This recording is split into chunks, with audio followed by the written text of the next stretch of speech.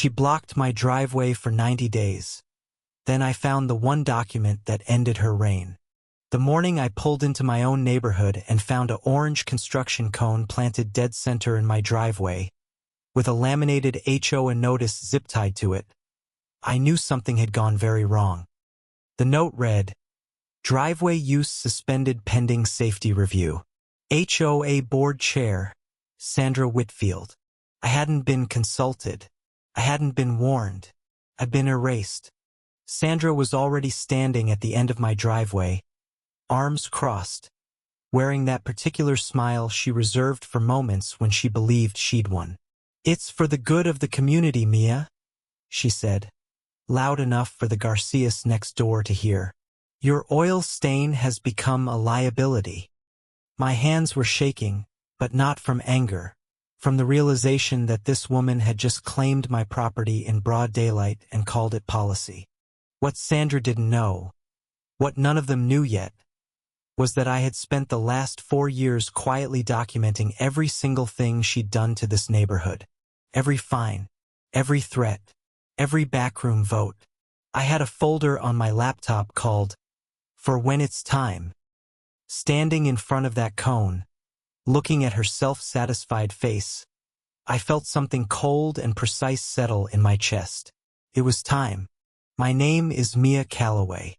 I'm 38, a paralegal by trade, and I bought my house on Birchwood Lane 6 years ago with everything I had. A down payment scraped together from 2 jobs and a settlement check from a car accident that nearly took my left knee. The house isn't fancy, a 1,950 square foot Craftsman with a detached garage and a wide concrete driveway I use every single day. I live there with my daughter Lily, who's 11 and obsessed with marine biology, and my rescue mutt, Captain, who believes he's a golden retriever despite being mostly corgi. My ex-husband Derek moved to Phoenix 2 years ago, which left me the sole provider. I work 50 hours a week, drive Lily to swim practice at 5:45 a.m., and I do it all out of that driveway. It's not just concrete to me, it's how I hold our life together. Birchwood Estates HOA had always been manageable before Sandra Whitfield became board chair 18 months ago. The previous chair, a retired postal worker named Earl Hutchins, ran things like a reasonable human being, gentle reminders, no fines for minor things, the occasional community barbecue. Sandra arrived and within 60 days had tripled the fine schedule, redesigned the committee structure to hand herself more authority, and began holding what she called compliance walks every Saturday morning, clipboard in hand. The first time Sandra knocked on my door, I thought she was welcoming me to her new leadership era. She stood on my porch in a pressed cream blazer, handed me a laminated copy of the revised CC and Rs, 37 pages, and said, "I've flagged a few items on your property that will need to be addressed." I looked at the flag stickers. My mailbox was slightly tilted. My porch light cover was cracked. My flower bed had non-approved species. I thanked her and shut the door. I fixed the mailbox the next day, replaced the porch light cover that same week. The flower bed, purple coneflowers and black-eyed Susans, I refused to remove because I'd planted them with Lily the spring after Derek left. Sandra fined me $40. I paid it. I noted it in my folder. The Garcias, my neighbors to the left, Rosario and Hector, had it worse. Their son Miguel, who's 19 and autistic, had a small vegetable garden in the backyard that was barely visible from the street. Sandra cited them for agricultural use in a residential zone and demanded it be removed within 30 days. Rosario cried on my porch. I helped them write a variance request. Sandra denied it on the grounds that it set a precedent for nonconformity. I started attending HOA meetings after that. Sandra ran them the way a CEO might run an interrogation. She sat at the head of a folding table in the community rec room, flanked by 2 board members, Jerry Langford, a retired insurance adjuster who never disagreed with her, and Paula Cho, a part-time realtor who seemed vaguely terrified of Sandra at all times. Anyone who raised a concern was either talked over or handed a form to submit for review that Sandra would never act on. At my third meeting, I asked about the variance process timeline. Sandra said, "Variances are reviewed on a rolling basis." I asked what that meant in practice. She said, "It means when the board has capacity." I asked how residents could track the status of their submissions. She said, "That's not information we share publicly." 3 people behind me shifted in their chairs. I wrote it all down. I started talking to other residents after meetings. Not in an organized way at first, just conversations in the parking lot over fences during school pickup. What I found was a neighborhood full of people who felt the same creeping anxiety I did. Yolanda Pressler on Elm Spur had been fined for her wind chimes. Tom Eckhart on the north side had been cited for parking his truck 2 inches too close to the curb. An elderly widower named Frank DeLuca had received 3 notices about his lawn ornament, a small ceramic rabbit. What made it worse was that Sandra's own property was spotless in a way that felt theatrical, as if staged to survive inspection rather than lived in. Her driveway was pressure-washed monthly. Her landscaping was so symmetrical it looked like a catalog photo. She had solar path lights installed in a pattern that I later found out required a variance she never applied for. Nobody fined Sandra Whitfield. Nobody ever did. The oil stain in my driveway had been there since before I bought the house. A ghost of whoever parked here before me, sealed into the concrete. I power washed it twice. It faded but never fully disappeared. In year 2 of my ownership, Sandra sent me a written warning about it. I provided documentation from the previous inspection showing it predated my ownership. She said it was ongoing non-compliance regardless of origin. I paid the fine and flagged it in my folder. That spring, Sandra introduced what she called the Driveway Integrity Initiative, a new policy requiring all driveways to meet an updated surface condition standard, which she'd written herself. The language was vague enough to apply to almost anything: visible deterioration, aesthetic inconsistency with neighborhood standards, potential safety concern. I read it 3 times. There was no appeals process listed. I asked at the next meeting. Sandra said appeals went directly to the board, which meant directly to her. I consulted a property rights attorney named Gil Abrams, who I'd worked with on cases at the firm. He reviewed the CC and RS and the new initiative and told me it was aggressively overreaching, but not obviously illegal depending on how it's enforced. He said the key was enforcement consistency. If Sandra was applying it selectively, that was actionable. I told him I'd been keeping records. He said, "Keep better ones." I upgraded my record keeping after that. I started taking time-stamped photos on my phone whenever I noticed anything. Sandra's variance-free solar lights, the Garcias denied garden, fines issued to residents whose properties I could see were within normal range. I created a spreadsheet: date, citation, property, amount, comparable properties that received no citation. 14 months of data by the time the driveway cone appeared. Sandra started her second year as chair with a 15% increase in annual HOA dues, which she announced via email on a Friday afternoon with a Monday deadline for written objections. The CC and RS required 30 days notice for dues changes. I submitted a written objection citing that clause. Sandra responded with a form letter stating the increase had been duly approved by the board. I filed the original email with the timestamp. Jerry and Paula had voted yes at a meeting I hadn't been notified about. The notification failure was significant. The CC and RS required written notice of board meetings to all residents at least 10 days in advance. The email I eventually found, buried in a newsletter Sandra sent, gave 4 days notice and no agenda. 2 other residents confirmed they'd received the same newsletter and hadn't realized a vote was embedded in it. I filed that in the folder too. My folder was getting heavy. Sandra's relationship with the rest of the board was interesting to watch. Jerry Langford was a true believer. He seemed to genuinely think Sandra was improving property values and that the rest of us just didn't appreciate rigor. Paula Cho was different. Paula would make eye contact with dissenters during meetings in a way that suggested she had something to say and was choosing not to. I started sitting closer to Paula. In February of the year, everything changed.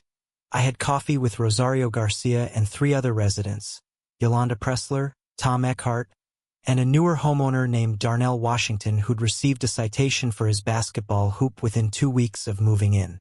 We weren't a coalition yet. We were just neighbors who were tired. But Darnell said something that stuck with me. She's counting on us staying separate. The moment we coordinate, she loses her leverage. He was right.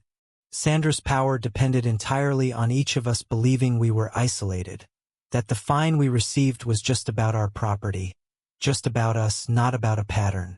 As long as we each fought our individual battles alone, she could dismiss us one by one. But together, with documented evidence presented to the right people, we were something different entirely. I went home and started drafting a master complaint document. The master complaint document took me 3 weeks of evenings and several weekends. 41 pages, organized chronologically and by violation type. Every fine, every denied variance, every improperly noticed meeting, every procedural irregularity I could document with receipts, photos, emails, and timestamps. I had Gil Abrams review it. He called me back the next day and said, "Mia, this is the most organized complaint document I have ever seen from a non-attorney." I took that as a compliment. I also discovered something interesting while building the document. Sandra had amended the CC and RS twice since taking office. Both amendments had been passed at meetings with inadequate notice. But more importantly, the Second Amendment, which expanded her authority to impose emergency fines, contained a clause that, when read against the original CC&R language, appeared to be self-contradictory. Gil thought it might be voidable. We flagged it. We waited. Meanwhile, Sandra escalated. She began posting compliance updates on the neighborhood Facebook group, not just the official HOA page, but the community group that neighbors used to share lost dog posts and restaurant recommendations. She would post photos of non-compliant properties with captions like, "Reminder, our standards protect everyone's investment." She never named the homeowners, but the photos were identifiable. People knew whose door she was standing in front of. Yolanda Pressler posted a response once, noting politely that her wind chimes had been up for 3 years and had never generated a noise complaint. Sandra replied within minutes, "Community aesthetics are about more than noise, Yolanda. The board takes a holistic view." Yolanda deleted the exchange. 3 days later, she received a fine for unsecured decorative elements. Sandra knew how to make a point without saying it directly. I screenshot every exchange. Tom Eckhart tried a different approach. He submitted a public records request for all HOA financial documents under the state's Homeowner Association disclosure laws.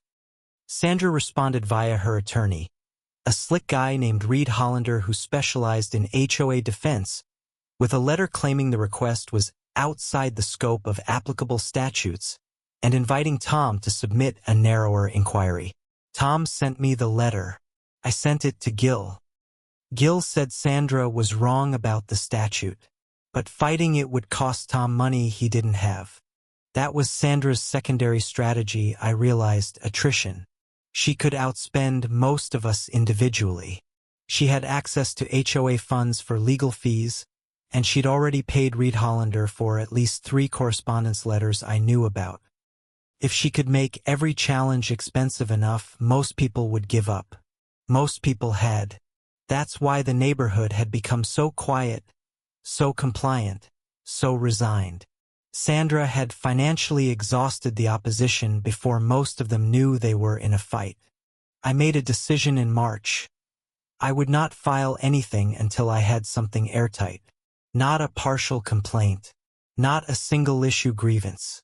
I would wait until I had enough documented evidence to make a case that couldn't be dismissed, minimized, or buried under procedure.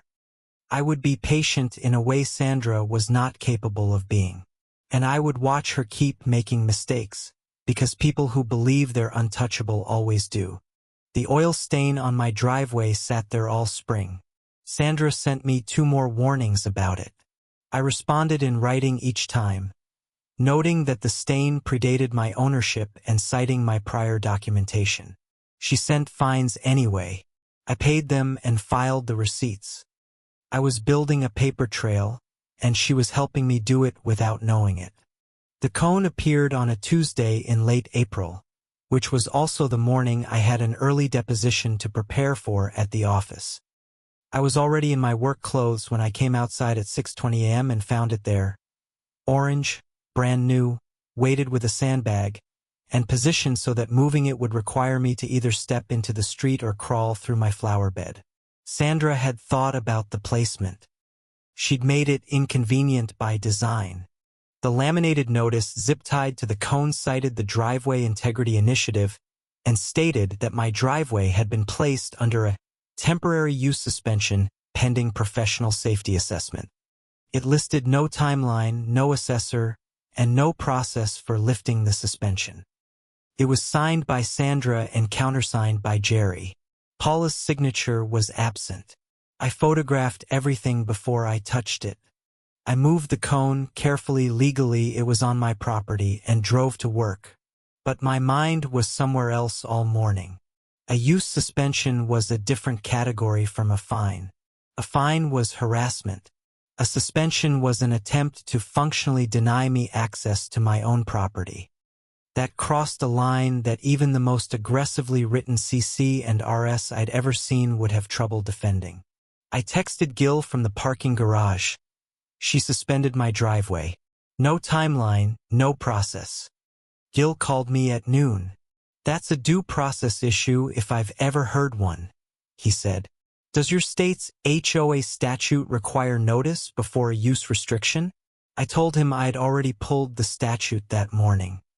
It required written notice with a minimum 5 business day response window before any restriction on property use could take effect.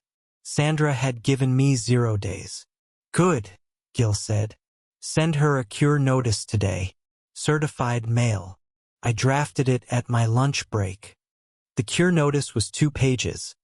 A cite to the statute, a reference to the CC&R notice requirements, a demand to remove the restriction within 5 business days, and a statement that failure to comply would constitute a violation I reserved the right to pursue legally. I sent it certified, return receipt requested, and emailed a copy to the full board list, including Paula. I also posted a polished, professional summary to the neighborhood Facebook group, tagged as HOA Procedural Notice. Sandra's response came within 4 hours, not to me, but to the Facebook group. She posted a statement describing the suspension as routine safety protocol and assuring residents that the board was committed to following all proper procedures. She did not acknowledge my cure notice. She did not address the statute citation. Instead, she posted a link to the Driveway Integrity Initiative document, which contained no mention of use suspensions at all. I screenshot it and added it to my folder. What Sandra also did, and I only learned this later, was call Rosario Garcia that same afternoon. Not about my driveway, about Miguel's vegetable garden. She told Rosario that the board had been reconsidering the variance denial and that there might be a path forward, but that it would require the right community environment to approve. Rosario didn't understand at first. Then Sandra added, I notice your neighbor Mia has been very vocal lately. That kind of divisiveness doesn't help anyone. Rosario called me that evening, shaking. It was a bribe and a threat delivered in the same sentence, wrapped in the language of bureaucratic goodwill. Sandra was telling Rosario, keep Mia quiet and Miguel gets his garden. I told Rosario to document the call in writing, dates, times, what was said, and I told her that what Sandra had just done was called coercion and I was adding it to the master complaint. Rosario was quiet for a long moment. Then she said, "Mia, I want to help you take her down." I spent the next 3 evenings revising the master complaint to incorporate the driveway suspension, the coercion of Rosario, and Sandra's Facebook post as a deliberate non-response to a legal cure notice. The document grew to 53 pages. Darnell Washington dropped off a USB drive with his own compiled records, photos, his original citation, and 3 emails from Sandra that he said felt off. When I opened the emails, I understood immediately why. Sandra had implied in writing that Darnell's citation might go away if he withdrew from a city council petition he'd been organizing. That was leverage.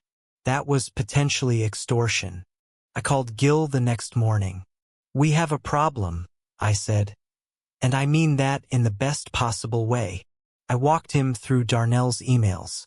There was a silence on the other end of the line. Then, "Mia, I need to see that document. All of it. Today." I sent it within the hour. By afternoon, Gil had 2 other attorneys reviewing it.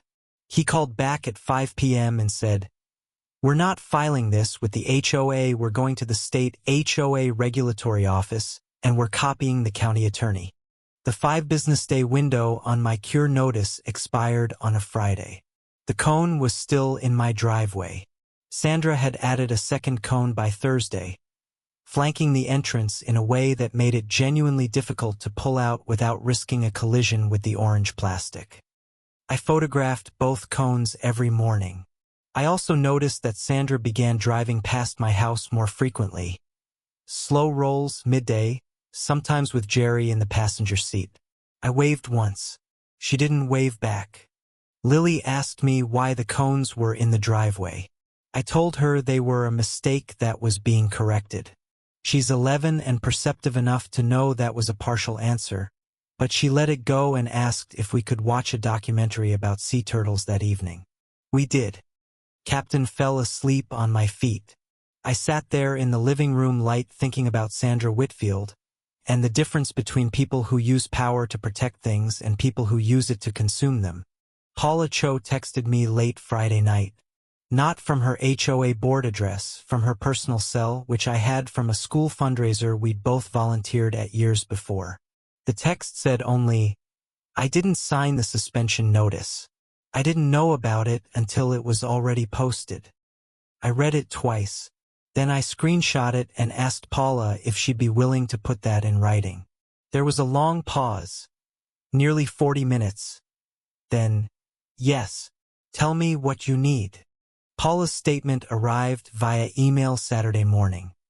She had drafted it herself carefully, 3 paragraphs stating that she had not been informed of the driveway suspension, had not been given an opportunity to vote, and that in her view the action had been taken unilaterally by Sandra and Jerry without proper board process. She included the board meeting schedule, which showed no session had taken place in the week prior to the cone appearing. She CC'd Gil's address at my request. She was shaking when she wrote it. I could feel it in the careful formality of every sentence. I drove by Sandra's house on Sunday afternoon with my windows up and Captain in the back seat. Not stopping, just looking. Her driveway was immaculate. Her solar path lights were arranged in neat arcs. Her mailbox was straight, her porch light intact, her flower bed a precise grid of approved annuals. It was a performance. Everything about Sandra Whitfield was a performance designed to tell you that her judgment was worth deferring to. I thought about all the people who had deferred. All the fines paid, the gardens pulled, the wind chimes taken down. The weight of all that quiet compliance sat heavy in my chest. Not for much longer. On Monday morning, I received a certified letter from Reed Hollander's office. It stated that my cure notice had been reviewed and found to be without legal basis, that the Driveway Integrity Initiative constituted a valid exercise of HOA authority, and that any legal action I pursued would be defended vigorously at all necessary cost.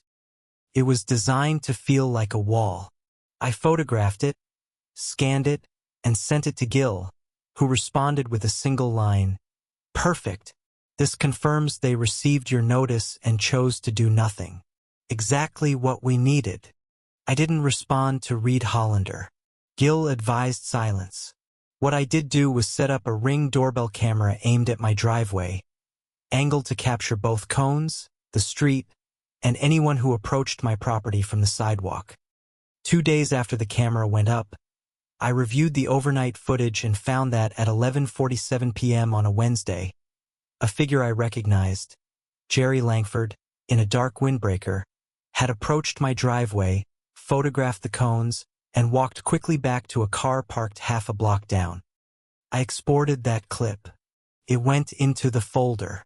What I didn't understand yet, what would come later, like a piece of a puzzle you think belongs somewhere else until suddenly it doesn't, was why my driveway specifically. My property wasn't the worst Sandra had targeted. Tom Eckhart had fought harder and louder. Yolanda had the longest documented fine history in the neighborhood. Why me? Why now? Why this escalation? The answer would come eventually, and when it did, it reframed everything I thought I knew about Sandra Whitfield's motives. The second week after the cone appeared, I started getting calls from people I'd never spoken to before. Residents from the north part of the development, the section closer to the main road, where the houses were slightly larger and the HOA dues were correspondingly higher. One woman, a pediatric nurse named Clarissa Bell, told me she'd been watching the Facebook exchanges and had spent 2 evenings going through her own HOA correspondence. She'd found 11 fines over 2 years, most of them paid without question because she hadn't known she could object. "I just assumed she was right," Clarissa said. "I feel like an idiot." I told her she wasn't an idiot. I told her Sandra depended on that assumption to survive. Clarissa introduced me to 3 other Northside residents who had similar stories. One of them, a man named Victor Osei who worked in city planning, turned pale when he saw my spreadsheet. "I know some of this documentation structure," he said slowly. "From my job. This is how you file a formal regulatory complaint." I told him that was exactly where we were headed. He asked how he could help. I handed him a legal pad and a pen. Victor Osei became the 6th member of what was now, officially, a coalition. We met on a Saturday morning in Darnell's garage. 6 people around a folding table, coffee in paper cups, documents spread out everywhere. Rosario brought tamales. Gil joined by phone for the first hour. We weren't angry exactly. We were focused. We went through the master complaint section by section, adding Victor's city planning knowledge about variance processes and Clarissa's documentation of her own fine history. We assigned tasks. We set a timeline. We agreed on one rule. Nothing went public until Gil said go. Sandra, meanwhile, had no idea any of this was happening. She continued her Saturday compliance walks. She posted compliance updates. She sent me a follow-up notice stating that the driveway suspension remained in effect and that I was accruing daily fines for continued use of a restricted area, a phrase that had no basis in the actual CC and RS. I paid nothing. I filed the notices. I let the pile grow. Every document she sent me was one more line item in the complaint. 3 weeks into the cone situation, my neighbor across the street, a quiet retired teacher named George Mullen, 72, who'd lived on Birchwood Lane for 23 years, knocked on my door with a manila envelope. Inside was a photocopy of a letter he'd received from Sandra 8 months earlier, before I'd started organizing. The letter had demanded he remove a faded American flag from his porch because it did not meet HOA display standards. George had removed it immediately without protest because, as he put it, "I didn't know I had a right to say no." His voice was steady when he said it, but his hands weren't. I told him the flag could go back up. I told him that was going to become very clear very soon.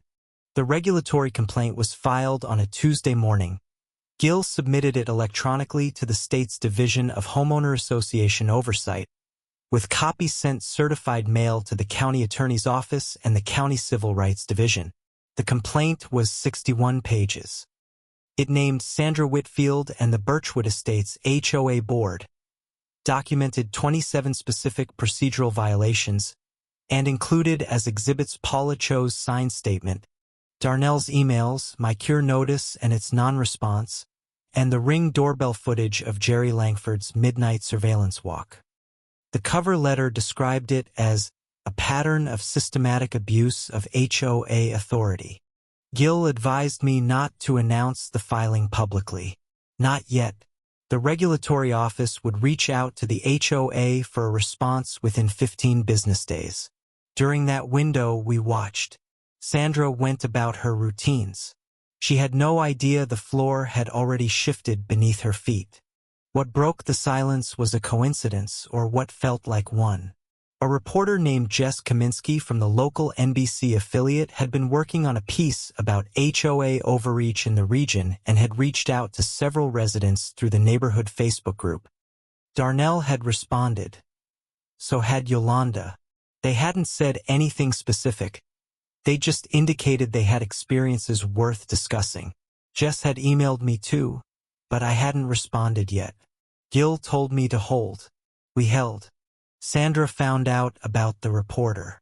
I don't know how, whether someone told her or whether she monitored the group closely enough to track the thread. But on a Thursday evening, she posted in the neighborhood Facebook group an announcement that the HOA would be hosting a community transparency forum the following Saturday at 10 a.m. in the rec room. She described it as an open conversation about our shared values and the board's commitment to fair governance. Several people who didn't know what was happening commented that it sounded wonderful. Rosario texted me a string of question marks. I went to the forum. So did Darnell, Rosario, Yolanda, Victor, Clarissa, and George Mullen, who wore his American flag pin to the meeting. The room was set up with rows of folding chairs facing a presentation screen. Sandra stood at the front in a charcoal blazer, looking polished and in command. Jerry sat beside her. Paula sat at the end of the table looking at her phone. There were maybe 40 residents present, a higher turnout than any meeting I'd attended before. Sandra had worked her phone. The forum began with Sandra presenting a slideshow titled, Building a Stronger Community Together. It included charts showing property value trends, before and after photos of improved properties in the neighborhood, and a section on neighbor accountability standards. Every photo and every data point was framed around the idea that Sandra's policies had made Birchwood Estates better. The tone was the tone of someone rehearsing their own defense without knowing they were on trial. Then she opened the floor. I waited. 3 residents asked softball questions. Then Victor Osei raised his hand, identified himself calmly, and asked Sandra to clarify the procedural basis by which she had issued use suspensions on residential driveways without a board vote. The room shifted. Sandra said, all board actions are properly authorized under the CC and RS. Victor said, could you point me to the specific clause? Sandra said she'd have to refer him to the CC&R document, which was available on the HOA website. Victor said, I have it here. Would you like me to help you find it? The room was very quiet. Sandra said, I don't think this forum is the place for a legal debate. Victor said, I'm just asking which clause. Jerry Langford started to speak, but Sandra put a hand on his arm. She looked at Victor with a particular kind of stillness, the stillness of someone calculating whether they're being recorded. We were. Darnell had his phone in his lap, angled upward. So did Clarissa. So did I. Sandra moved on. She introduced a new initiative, Driveway Enhancement Program, a voluntary option for homeowners to have their driveways professionally assessed and refinished at a board-approved rate. The contractor she'd partnered with was a company called Precision Drive Solutions. She projected their logo on the screen. I looked at the logo and felt something unlock in my memory. I'd seen that name before. I pulled out my phone, scrolled back through my folder screenshots, and found it. Precision Drive Solutions appeared in the HOA financial documents Tom had obtained. Sandra had already paid them $2,000 as an administrative retainer 3 months before the Driveway Integrity Initiative was announced. She had written the policy, targeted the driveways, and already contracted with the solution vendor before issuing the first citation. This wasn't safety enforcement. This was a pipeline. Sandra was steering fines and fees into a contractor she had a prior relationship with, and I had the paper trail to prove it. My thumb hovered over the folder icon on my phone. I took a breath. Not yet. Let her keep talking. After the forum, Sandra stood near the door and accepted handshakes and grateful nods from the residents who believed she'd just demonstrated accountability. I watched her accept compliments, and I thought about how powerful it must feel to stand in a room full of people who trust you and know that the trust is completely unearned. Rosario caught my eye across the room. Her expression asked me the same thing it always did. How much longer? I gave her a small nod. Not long. Gil called me that evening. The regulatory office had sent its initial acknowledgement to the HOA, a standard notice informing the board that a complaint had been received and that a response was required within 15 business days. Sandra had not yet received it, or if she had, she hadn't mentioned it to anyone I knew. Gil expected her to receive it by Thursday. When she does, he said, watch what she does next. That will tell you a great deal about who she actually is. Sandra received the regulatory notice on Thursday. I know this because Paula texted me at 2:17 p.m. She just called me. She's very upset. 20 minutes later, Sandra posted in the neighborhood Facebook group that the board had received a frivolous complaint filed by a disgruntled homeowner, and that she was confident it would be resolved quickly in the board's favor. She did not name me. She didn't have to. Every person in the neighborhood knew whose driveway had 2 cones in it. The post generated immediate reactions.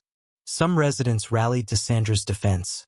Her core supporters, the ones who'd bought into the property value narrative, who liked the order and clean sidewalks and didn't ask too many questions about who paid for what. But others, more than I expected, responded differently. Clarissa Bell commented that she had also contributed information to the complaint, as had several other homeowners. Yolanda liked the comment. Darnell shared it. George Mullen wrote, "I'm one of them." The post had been live for 40 minutes and already Sandra's framing, lone disgruntled homeowner, had publicly collapsed. Sandra deleted the post. Within an hour it was gone. But screenshots are faster than deletion. 7 people had already saved it. I had it. Darnell had it. Victor had it. The post deletion itself became a data point, evidence of someone managing narrative rather than addressing substance. I added it to the supplemental file Gil had told me to maintain for developments after the initial filing. The following morning, I received a hand-delivered letter, left in my mailbox, not sent through the postal system, from Reed Hollander. It stated that I was now subject to enhanced fine assessment protocols due to ongoing pattern of noncompliance and community disruption. It was punitive and transparent. Sandra was trying to hurt me financially because I had filed a complaint. Gil called it retaliatory action, which was specifically prohibited under the state HOA statute and which I had, by happy coincidence, just handed him another piece of evidence of. This woman, Gil said slowly, is making my job very easy. I sat at my kitchen table that night with Captain on my lap and every document I had spread across the surface, and I allowed myself to feel the exhaustion of it. Not the discouragement, not the fear, just the weight of how long and how much it had taken to get here. 6 years in this house. 4 years of documentation. 53 pages grown to 61. A coalition that had started as 2 people venting over coffee and grown to include 7 homeowners and an attorney. I was tired, but I was also closer than I'd ever been. Jess Kaminsky from NBC called me the next morning. She'd heard about the Facebook post and its deletion through the neighborhood group. She said she had 3 other sources from Birchwood Estates willing to go on record. She asked if I would speak to her. I called Gil immediately. He said, "Not yet, but soon. Let the regulatory process move first. Then the story has a much stronger hook." I told Jess we weren't ready to talk on record, but asked if she'd be willing to delay her piece by 2 to 3 weeks. She said she could work with that if I promised her the story when we were ready. I said yes. She said, "Mia, I've been covering HOA stories for 3 years. I've never seen documentation like what I'm hearing about. Whatever you've got, it sounds like the real thing." I thanked her and hung up and sat with that for a moment. The real thing. Yes, that's exactly what it was. Sandra called a special board meeting for the following Tuesday, announced with 1 day's notice, which again violated the CC&R notification requirement. The stated agenda item was Board Communications Policy Update. Paula told me via text that the real agenda, as Sandra had described it in a private call, was to issue a formal board statement responding to the regulatory complaint. Paula would be at the meeting. She would vote no on anything that attempted to implicate other residents. She would also be recording. I could not attend the improperly noticed meeting without implicitly acknowledging it as legitimate, so I didn't go. I sent a written notice to the board, certified, with a copy to the regulatory office, stating that the meeting had been called with inadequate notice and that any actions taken would be noted as procedurally void. Sandra met that notice with a follow-up posting on the HOA website declaring that the board had addressed the complaint through proper governance channels. No details. No transparency. Just a flag planted on a hill she was losing ground on. The regulatory office contacted Gil on Friday with their initial findings from the intake review. The examiner assigned to the case had flagged 5 specific issues as prima facie violations, requiring formal response. The driveway use suspension without notice, the dues increase with insufficient notice, the 2 CC&R amendments passed at improperly noticed meetings, the retaliatory fine schedule, and the Precision Drive Solutions conflict of interest. 5 separate lines. 5 areas where, in the examiner's preliminary view, Sandra had operated outside the rules she was supposed to uphold. Gil called me and read me the list. I wrote it down in my folder. Then I sat down on the kitchen floor, leaned against the cabinet, and closed my eyes for about 3 minutes. Captain licked my hand. Sandra's attorney Reed Hollander responded to the regulatory office with a 40-page brief that was, by Gil's reading, a masterwork of procedural deflection citations. To CC&R language taken out of context, characterizations of the complaint as politically motivated harassment, and a section questioning my standing as a complainant. The brief was aggressive and expensive. It was also, Gil told me, the kind of response that tells you the other side knows they're in trouble. You don't write 40 pages to dismiss something you think is frivolous. You write 40 pages when you're scared. I had begun by then to understand something about Sandra Whitfield that I hadn't fully grasped before. She wasn't actually confident. She was controlling. Those are different things. Confidence doesn't need to surveil, manipulate, or coerce. It rests in its own stability. Control does all of those things because it can't survive without them. Everything Sandra had done since the cone appeared, the deleted post, the retaliatory fines, the hand-delivered letters, the late-night compliance photo runs, was the behavior of someone whose grip was slipping, who felt it slipping, and who was tightening as fast as she could. Tom Eckhart came to see me on a Sunday afternoon. He had a printout of something he'd found on the county property records website, a lien filing. Precision Drive Solutions had filed a mechanic's lien against a property on Birchwood Lane 8 months ago, not a residence property. The HOA common area adjacent to the parking lot. The lien was for $14,200 in unpaid services. Sandra had contracted with them, apparently run up a bill, and the HOA had failed to pay. Tom had been trying to figure out where the HOA money had gone. He wasn't the only one anymore. Victor Osei spent a weekend pulling all publicly available HOA financial filings with the county. What he found, and what he summarized in a 12-page memo that he emailed to all 6 of us and to Gil, was a pattern of spending that didn't align with the documented projects. Funds had been disbursed to several vendors. Some were legitimate. Others were harder to trace. Payments to entities that had thin public profiles, filed after meetings where no budget vote appeared in the recorded minutes. It wasn't proof of fraud, but it was proof of something that needed explaining. Victor's memo was the missing gear. The complaint had been about procedure and abuse of authority. Victor's financial analysis added a dimension that made the whole picture click into place. Sandra hadn't just been overreaching for the sake of control. There was money moving in ways that couldn't be explained by the official record. Gil read Victor's memo overnight and called me at 7 a.m. "We're amending the complaint," he said, "and we're adding a request for forensic financial review. I want to note something here because I think it matters. At no point did any of us believe we were infallible. We were not on a crusade fueled by vengeance. We were homeowners, a paralegal, a city planner, a nurse, a retired teacher, a community organizer, a small business owner, a mother of an autistic son, who had each been treated with contempt by someone who'd been given authority and mistaken it for permission to harm.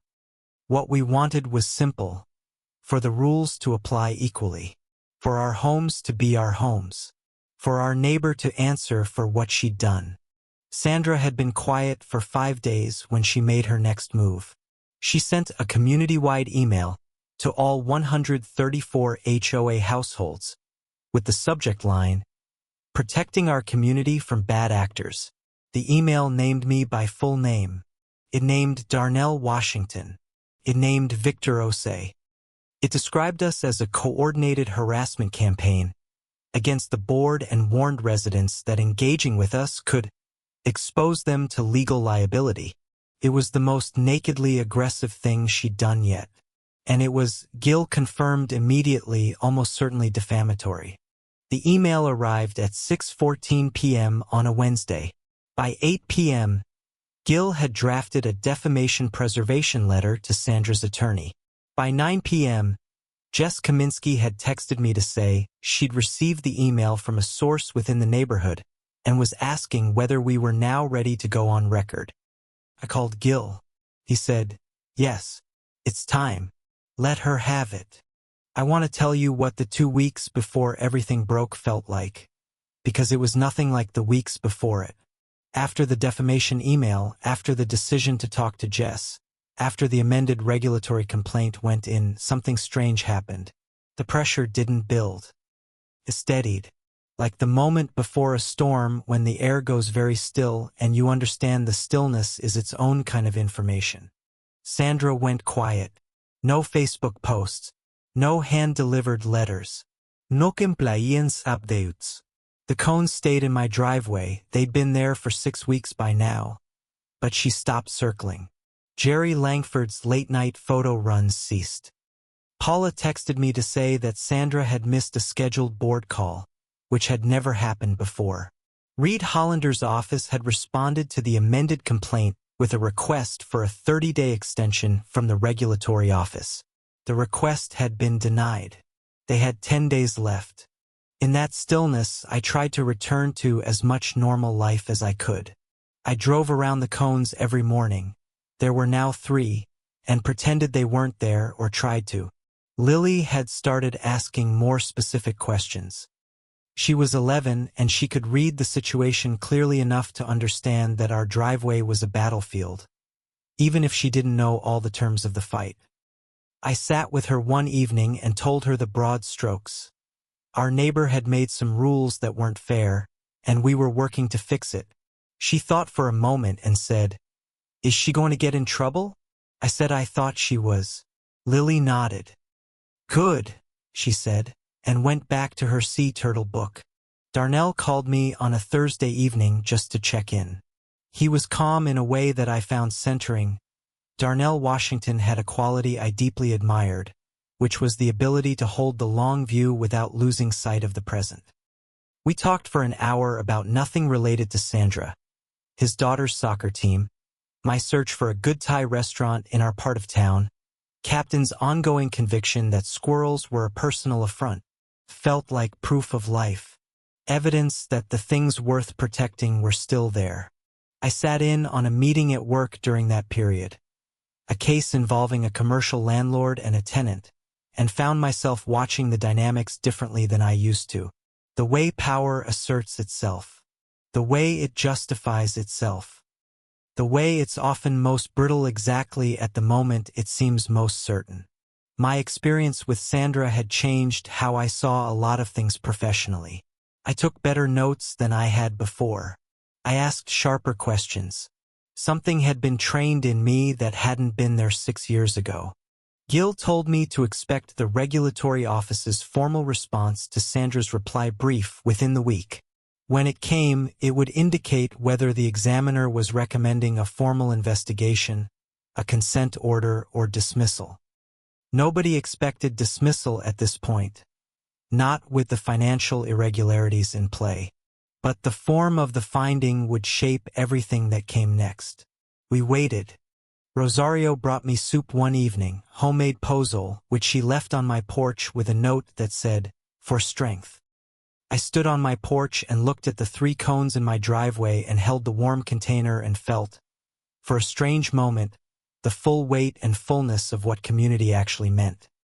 Not the HOA version, not the Sandra Whitfield version of shared standards and compliance curves, but the real version. People who knew you were fighting and showed up with soup. Jess Kaminsky came to my house on a Saturday morning for a preliminary interview. She was younger than I'd imagined from her voice. Maybe 30, with sharp eyes and a very quiet way of asking questions that made you want to answer them completely. She sat at my kitchen table with a recorder between us and asked me to start at the beginning. I did. 2.5 hours later, she had enough for the first piece. She said the segment would air either that week or the following Monday, depending on how the regulatory timeline moved. She wanted to break the story concurrent with a significant development. We agreed she'd wait for my call. The quiet gave me time to do something I'd been meaning to do for weeks. I sorted through all my documentation and organized a clean copy of everything for each member of our coalition, in case something happened to me, to my laptop, to my files, to my ability to stay in the fight. I made 6 copies on thumb drives and mailed them to 6 different people I trusted. Paranoid? Maybe. Sandra had already been to my property at midnight by proxy, had tried to coerce my neighbor, had sent defamatory emails to 134 households. I wasn't being paranoid. I was being prepared. On a Wednesday, I had an unexpected visitor, Frank DeLuca, the 78-year-old widower with the ceramic rabbit. He came to my door in a pressed shirt and a boho tie, which I found inexplicably moving, and handed me a manila envelope. Inside was a letter he'd received from Sandra 14 months ago, before I'd been paying close attention, that I hadn't known about. It was a cease and desist demand. Not for the rabbit. For a raised garden bed he'd built in memory of his wife, who had died the previous spring. The letter told him the structure exceeded height restrictions and had to be removed. Frank had removed it. He hadn't told anyone. He just dismantled something his dead wife had designed, by himself, because a woman with a clipboard had told him to. He handed me the envelope and said, "I should have fought. I want to help you now." I held his hand for a moment and told him he was helping. He absolutely was. There were now 9 people in the coalition. George Mullen, Frank DeLuca, Clarissa Bell, Victor Ose, Tom Eckhart, Yolanda Pressler, Darnell Washington, Rosario Garcia, and me. 9 homeowners across an entire neighborhood, each carrying a piece of what Sandra had taken from us. We weren't organized for anger. We were organized for accuracy. And in 10 days, the regulatory office was going to read what we had. Paula Cho stopped by my house unannounced on a Friday afternoon. She looked exhausted. She said she'd been sleeping badly since she'd signed her statement, not from regret. She was clear about that, but from the tension of continuing to appear at Sandra's side in public while knowing what was coming. "I feel like a double agent," she said. I told her she wasn't. She was a board member who had discovered that the person she served was breaking the rules, and she had made the right choice to say so. Paula looked out my kitchen window at the 3 cones. "How much longer?" she asked. I told her what I'd told Rosario. Not long. Sandra's last quiet act, the last one before everything, was one I didn't learn about until afterward. She had contacted a property management company about possibly transitioning Birchwood Estates from a self-managed HOA to a professionally managed one, with herself named as the community liaison in the new structure. A paid position. She was building a lifeboat. She could see the water rising. She just didn't know how fast. The night before the regulatory finding came in, I sat on my front steps with Captain in the dark and looked at my driveway. The 3 cones were there, orange and blocky and absurd in the porch light. 6 weeks of them. 6 weeks of parking on the street, of walking an extra 60 feet with my briefcase, of driving around them every morning as though they were a fact of nature rather than the petty assertion of one woman's need for control. I thought about every person in my neighborhood who had absorbed something similar and said nothing. Every fine paid silently. Every garden dismantled. Every flag taken down. I thought about Frank DeLuca taking apart his wife's garden with his own hands because he didn't know he could say no. I thought about Rosario, crying on my porch about Miguel's vegetables. I looked at those 3 orange cones and felt something calm and final settle into place. Tomorrow. After tomorrow, things would be different. What I had not allowed myself to think about, what I kept pushing to the edges where it couldn't distract me, was what would actually happen to Sandra. I had filed the complaint. I had assembled the evidence. I had connected every thread I could find. But Sandra Whitfield was a real person who lived on my street, who presumably had a life and relationships and a self-image that she'd built around her role in this neighborhood. What happened after the fall was going to be complicated and human, and I wasn't sure I was ready for it. I was sure the fall was necessary. I was sure the people she'd hurt deserved restitution. But I held both things at once as I sat there in the dark, the necessity and the complexity, and tried to be honest with myself about both. Captain nudged my hand with his nose. I scratched behind his ears. He pressed himself against my leg with the unselfconscious faith of a dog who has decided you are the most reliable thing in his world. I sat there with him until the porch light timer clicked off and we were sitting in the dark, and I thought, I have done everything I could do. Whatever happens tomorrow, I have done everything right. Then I went inside and packed Lily's lunch for the next day and went to sleep.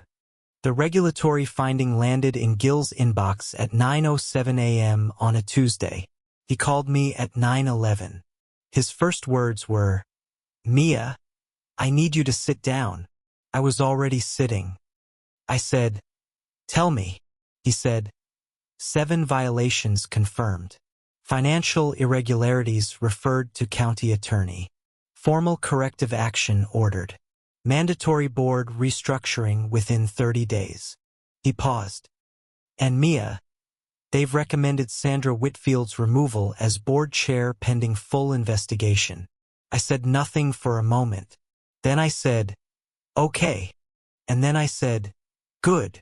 And then, very quietly, so Gil couldn't quite hear it, I said it one more time. "Good." The news of the regulatory finding traveled through the neighborhood the way fire travels through dry grass, low and fast and in every direction at once. Gil had advised me not to share the finding publicly until we received the formal written order, which would take 3 to 5 business days. But Paula Cho had been copied on the regulatory notice to the board, and Paula told her next-door neighbor, who told her book club, and by noon of that Tuesday every text thread in Birchwood Estates seemed to be burning with some version of what had happened. Sandra's response was immediate and characteristic. By 1 p.m. she had posted on the HOA website, not the Facebook group, which she seemed to understand was no longer safe ground, a statement describing the regulatory finding as preliminary and subject to the board's formal response, insisting that she remained in her role and that all HOA functions would continue uninterrupted. The word preliminary appeared 4 times in 6 paragraphs. I screenshot it. She was buying herself time, and she knew it. Jerry Langford issued his own statement via email, 4 sentences, typed in a font that made it look somehow more defensive than it was, asserting that he had always acted in good faith, and that he welcomed the opportunity to demonstrate his commitment to proper governance. No acknowledgement of the findings' content. No mention of Sandra. Just a man quietly attempting to step out of a spotlight he'd walked directly into by co-signing a suspension notice. I filed it with a note. Self-distancing begins. Paula Cho, for her part, did not issue a statement. She texted me, "What do I do?" I told her to do nothing publicly for now and to be available for the regulatory investigator when contacted. She said okay. Then she said, "Is she going to call me?" I said I didn't know. She said, "She already has, 3 times this morning." I haven't answered. I told her not to answer until she had her own attorney, and I gave her the name of someone in Gil's network who did HOA law. Paula texted back a single thumbs-up emoji and then went silent. Sandra's attorney Reed Hollander issued a press statement to the local paper, which I found unexpected, calling the regulatory finding politically motivated and the result of a coordinated smear campaign by disgruntled residents. The paper printed it. They also called me for comment. Gil told me to give 1 sentence. The finding speaks for itself. That was exactly what I said. The next morning, the paper ran a brief piece with the headline, HOA Board Chair Faces State Regulatory Action Over Birchwood Estates Complaints. It was 4 paragraphs. It was the first paragraph that mattered. Jess Kaminsky texted me at 6:45 a.m., the morning the newspaper piece ran. "Now." I called Gil. He said yes. I called Jess back and told her we were ready. She said the segment could air Thursday or Friday. She wanted to film at the neighborhood. Specifically, she wanted my driveway with the cones in the shot. I said yes. I was not going to touch those cones. They were going to stay right there until every camera in the county had recorded them. The filming took place Wednesday afternoon. Jess and her crew, a cameraman named Todd and a producer named Anna who seemed to know where everyone should stand without being asked, arrived at 3 p.m. I stood in my own driveway in my work clothes, the 3 orange cones behind me, and spoke to camera for 45 minutes. I told the story the same way I'd been telling it for months. Factually, chronologically, with dates and documents. Jess was a good interviewer. She let me talk. She asked the questions that cut to the things people needed to feel, not just understand. Darnell spoke on camera too. So did Rosario, who brought Miguel with her. He stood quietly beside his mother, tall and gentle-eyed, and Rosario spoke about his garden with a steadiness that I think destroyed anyone watching who had any heart left. Yolanda held up the letters about her wind chimes with a kind of dry, precise fury that was absolutely riveting. George Mullen wore his American flag pin. Frank DeLuca brought his ceramic rabbit and set it carefully on the ground beside him while he talked. I don't think Jess planned the rabbit, but she absolutely kept it in the shot. Todd asked me to walk down my driveway past the cones while he filmed from the street. I did it 3 times. The 3rd time, I looked directly into the camera as I stepped around the first cone, and I thought about every morning I'd done exactly this. Briefcase in hand, Lily in the car, Captain barking from the window, while Sandra stood somewhere nearby feeling satisfied with herself. I kept my face even. I had nothing to perform. The cones did all the work. Sandra's response to the filming, which she must have learned about either by seeing the crew or through neighborhood eyes on her behalf, arrived the next morning in the form of a certified letter. It was from Reed Hollander, addressed to me, citing my media engagement as a violation of HOA community standards regarding public disparagement of board members. The letter demanded I cease all media contact or face further fines. I photographed it, sent it to Gil, and texted Jess. She just handed me another segment. Jess responded with 3 exclamation points. What I was not prepared for, what none of us had accounted for, was what happened Thursday night, when the story aired on the local NBC affiliate at 6 p.m. I watched it on my laptop at my kitchen table with Lily sitting beside me, eating cereal for dinner because I'd forgotten to cook. The segment was 8 minutes long. It opened with a wide shot of my street, then cut to my driveway with the cones. Jess's voiceover described the situation cleanly and fairly. Then it showed me speaking, then Darnell, then Rosario and Miguel, then Yolanda, George, Frank with his rabbit. It showed the paperwork. It showed the regulatory finding summary. It was measured, documented, and devastating. By 8 p.m., the segment had been shared 4,000 times on social media. By midnight, it was at 22,000. By Friday morning, national pickup. The Washington Post ran a brief item under national news. A legal commentary site ran a longer analysis of the HOA regulatory framework. 3 Facebook groups focused on HOA reform shared it with hundreds of thousands of members. The comments were, to put it gently, not favorable to Sandra Whitfield. My phone rang so many times Friday morning that I turned it face down on my desk and let it go to voicemail. I answered 3 calls. Gil, Jess, and Lily's school, which wanted to confirm she'd be picked up at the normal time. Everyone else could wait. I was at work. I had a job that needed doing. Sandra's drama was not going to make me less professional at the thing I did every day. Sandra disappeared from social media entirely on Friday. Her Facebook profile, which had been active almost daily, went dark. The HOA website, which she had maintained personally, stopped being updated. Reed Hollander issued a second press statement calling the NBC segment sensationalized and deeply unfair, but it generated almost no coverage. Nobody was writing about Reed Hollander's opinions. They were writing about Frank DeLuca's rabbit. The story had a twist I hadn't expected, or rather, a revelation I hadn't known to look for, that Jess found through her own reporting. In the segment, she mentioned briefly that Precision Drive Solutions, the contractor Sandra had been routing HOA funds to, was owned by a man named Craig Hollander. She'd checked the business registration. Craig Hollander was Reed Hollander's younger brother. Sandra's attorney was the brother of the contractor she was steering public money toward. The segment treated it as a financial conflict note. The internet treated it as something much bigger. By Friday afternoon, it was the lead detail in every res hair. I had known about Precision Drive Solutions' relationship to the HOA financials. I had not known about the family connection to Reed Hollander. That was Jess's find through public business records. It reframed everything about how Sandra had defended herself. The 40-page brief, the aggressive press statements, the defamation letter.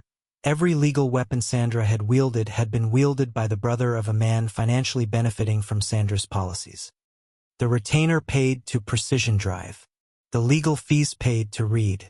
Both flowing in the same direction from the same account. From us. The county attorney's office called Gil on Friday afternoon. They had opened a preliminary inquiry into the HOA's financial management. This was separate from the regulatory finding. This was criminal-adjacent territory. Gil did not tell me to celebrate. He told me to continue doing exactly what I had been doing. Keeping records, staying factual, and letting the institutions do their work. You've handed them everything they need, he said. Now you step back and let it move. I was washing dishes that evening when Lily came into the kitchen and stood beside me and said, "Mom, Madison at school said you're famous." I asked what she thought about that. She thought for a moment, then said, "I think you were just right about something." I turned off the water. I looked at her. I said, "That's exactly it, baby." She nodded as if this were obvious, which to her it was, and went back to her room. I stood at the sink for a long time afterward, hands still dripping. Saturday morning, the 3 cones were still in my driveway. I had started to think of them as structural, as load-bearing elements of the story. They needed to stay until the story had its proper ending. I took my morning photo as usual, time-stamped, added to the folder. Then I made coffee, fed Captain, packed Lily's swim bag, and drove to practice the way I did every Saturday. Normal life continuing in parallel with everything else. That's the thing people don't always show about these situations. The ordinary doesn't stop. Keeps moving and you move with it. By Saturday afternoon, an online petition calling for Sandra's immediate removal as HOA board chair had gathered over 8,000 signatures from people who had never set foot in Birchwood Estates. I hadn't started the petition. I'd never even seen it until someone forwarded me the link. It had been started by a woman in Ohio who said in her post, "This happens everywhere. I lived through something exactly like this. We have to make noise for these people." I read that and felt something vast and sad and also strangely comforting about it. Everywhere. It happened everywhere. People endured it everywhere. And sometimes they fought back. Darnell called me that afternoon to report that Sandra had been seen loading boxes into her car from the HOA office, a small converted storage room in the community center that she'd outfitted with a desk, a printer, and framed photos of board resolutions she'd championed. He said she'd been at it since morning. "She's clearing out," he said. I asked him what he thought that meant. He said, "I think she knows." I said I thought so too. "Is it over?" he asked. I said, "Not yet, but it's turning." What I had not yet shared with the coalition, what I'd been sitting on for 48 hours, waiting to understand its full weight, was something Paula had found in the board's email archive the previous week. Sandra had been corresponding with a real estate investment group about Birchwood Estates common areas. The correspondence went back 14 months. It referenced a potential monetization pathway for the community's green spaces and parking areas. The group was interested in acquiring easements. Sandra had been in preliminary discussions on behalf of the HOA without board vote, without resident knowledge, about selling pieces of the community's shared land. It was the largest thing in the folder. I had been waiting for Gil to tell me how to use it. Gil called Sunday morning. "The monetization emails," he said. He'd been reviewing them since Paula sent the copies over. "These are not criminal on their face. She never actually executed anything. But they demonstrate a pattern of self-dealing that goes far beyond what the regulatory complaint covers. And combined with the precision drive connection, they establish motive." He paused.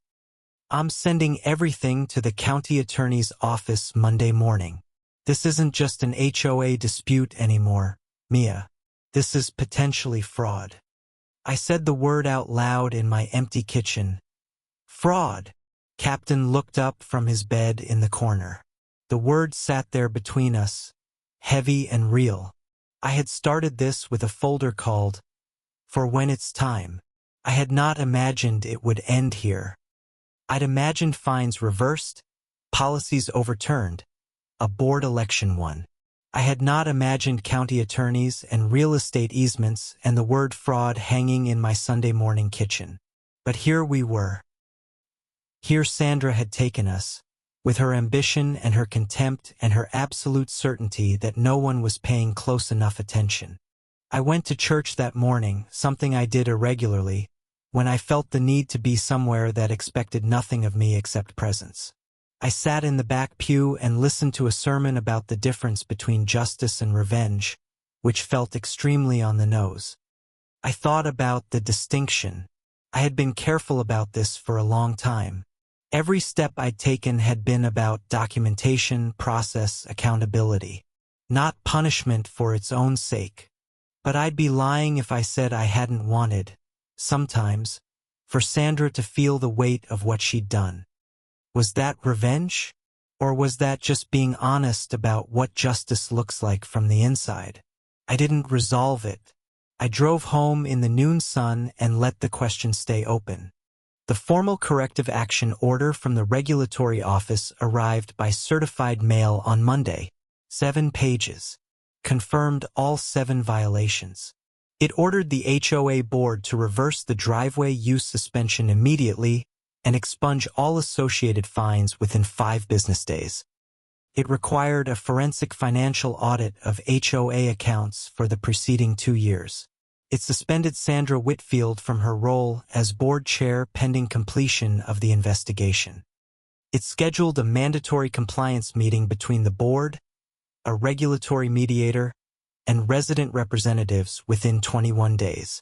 And it noted that the financial irregularities had been referred to the county attorney for independent review. I read the order 3 times. Then I printed it, walked to my front door, opened it, and stood looking at the 3 orange cones in my driveway. The morning sun caught them at an angle that made them look almost ceremonial, like something you'd arrange on purpose to mark a place where something important had happened. I took my daily time-stamped photo. Then I walked down to the cones, one at a time, and moved them to the curb. I did not feel triumphant. I want to be clear about that. I felt correct. The way you feel when a calculation finally resolves. Not the exhilaration of winning, but the relief of being accurate. The cones had been wrong. They were gone now. That was what I felt. Correct. Lily came out to the front porch as I was carrying the 3rd cone and said, "Are those ours now?" I said no. "They belong to the HOA," she said. "Can we keep one? For something?" I said probably not. She looked at the empty driveway. Clear concrete, unobstructed hours, and said, "It looks bigger without them." I said it always had been that size. She said, "I know, but it looks bigger." I stood there with my daughter looking at my driveway and felt the truth of that in a way that had nothing to do with cones. Sandra did not remove the cones. I did. That was important to me. I had the regulatory order, I had the right, and I chose to act on it myself rather than wait for someone else to restore what was mine. There's something in that choice I think about even now. The difference between waiting for justice to arrive and participating in it. Between being rescued and being right. By Tuesday, the news of the formal order had spread through the neighborhood the same way the regulatory finding had, but faster and louder. The Facebook group was lit up all day. Some of Sandra's defenders began quietly revising their positions, not apologizing exactly, but drifting into silence and then occasionally surfacing with comments like, "I think we all want what's best for the community," that contained no acknowledgement of what they'd previously defended. I didn't engage with any of it. I had nothing to prove to those people. Victor Osei started laying groundwork for a special board election. Under the CC and RS, the original CC and RS, before Sandra's amendments, which had been ruled procedurally void by the regulatory order, a special election could be called by petition of 30% of resident members. Victor had 56 signatures within 2 days. Well past the threshold. The election notice went out on Wednesday. Any resident who had owned their home for more than 90 days was eligible to run. Victor announced his candidacy. So did Clarissa Bell. So quietly did George Mullen, which surprised and moved everyone. Sandra, as of Wednesday, had not made a public statement. She had not acknowledged the corrective action order. She had not spoken to the press. updated the HOA website, or appeared at any community function.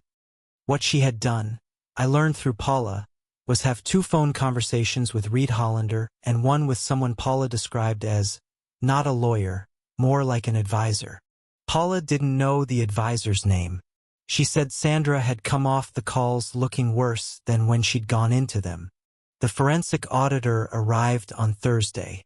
She was a compact, precise woman named Dr. Carolyn Steele who worked for a firm that specialized in nonprofit and HOA financial reviews.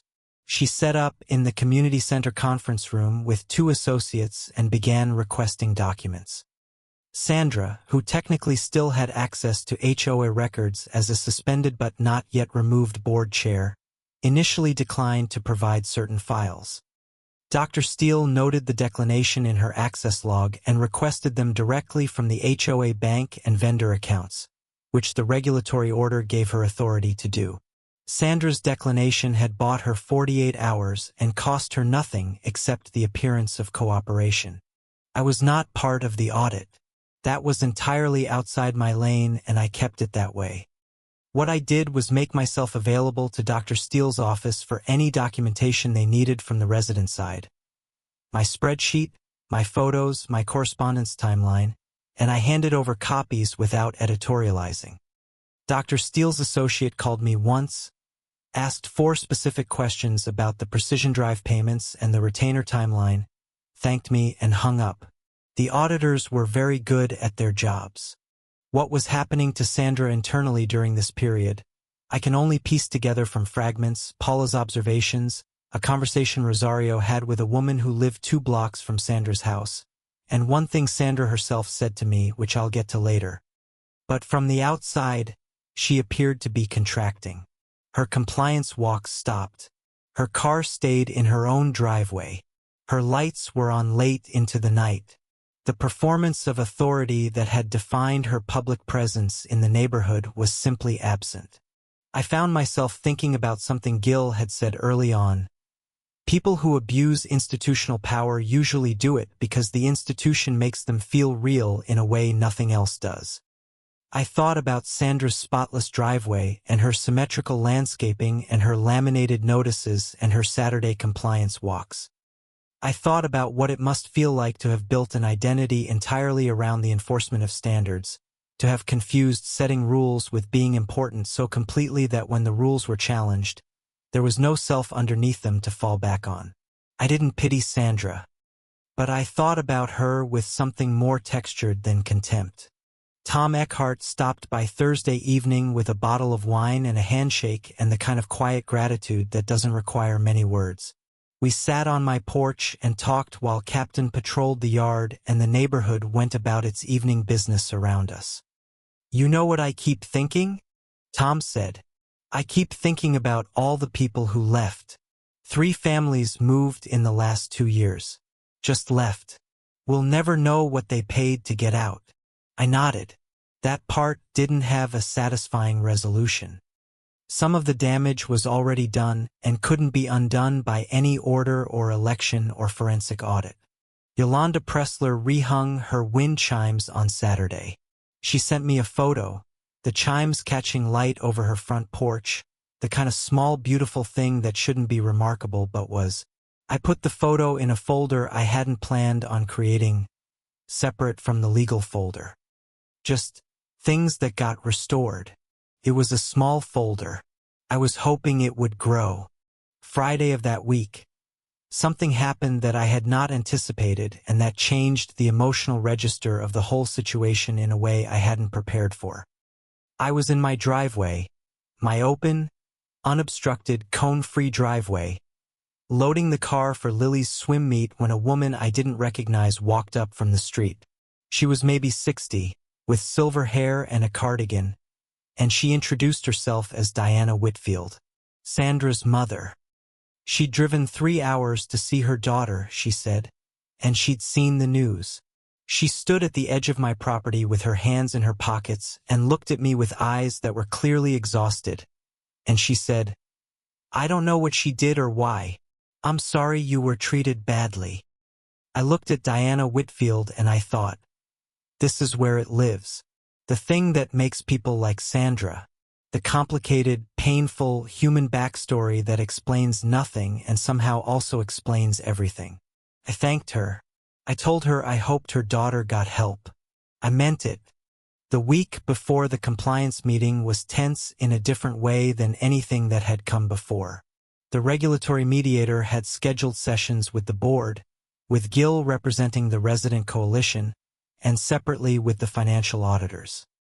Reed Hollander had withdrawn from representation, no announcement, just a notice filed with the regulatory office that he was no longer counsel of record.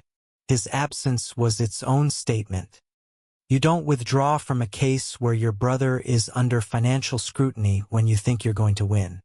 Sandra retained new counsel, a solo practitioner named Lorraine Beck who I didn't know, but whom Gil said was competent and realistic. She's there to manage the landing, Gil told me, not to fight the finding. That was a significant shift. Reed had been there to win. Lorraine Beck was there to minimize consequences. The nature of Sandra's legal strategy had changed entirely in the span of 2 weeks, which meant Sandra herself had changed something.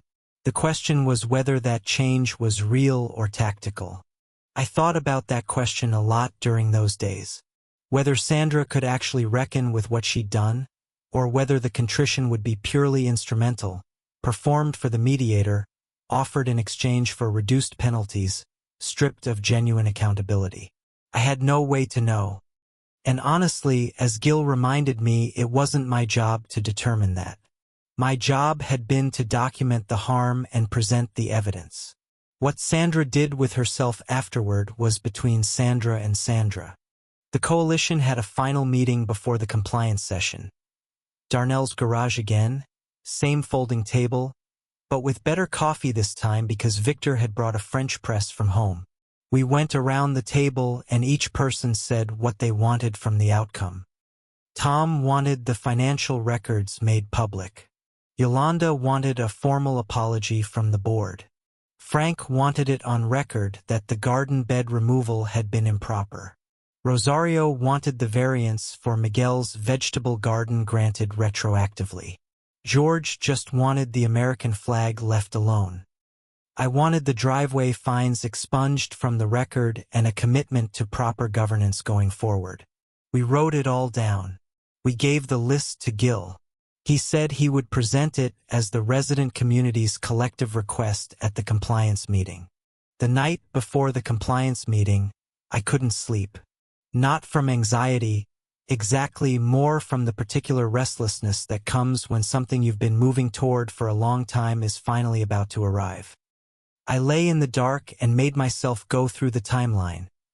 The first knock on my door, the first fine, the spreadsheet, the coffee meetings, Gil, the master complaint, the filing, the regulatory finding, the cones, moving them myself on a Monday morning in the sun. Each step forward. Each thing I had not been able to control and had managed anyway. I fell asleep around 2 a.m. Captain was pressed against my legs. The house was very quiet. Tomorrow, I thought. Tomorrow.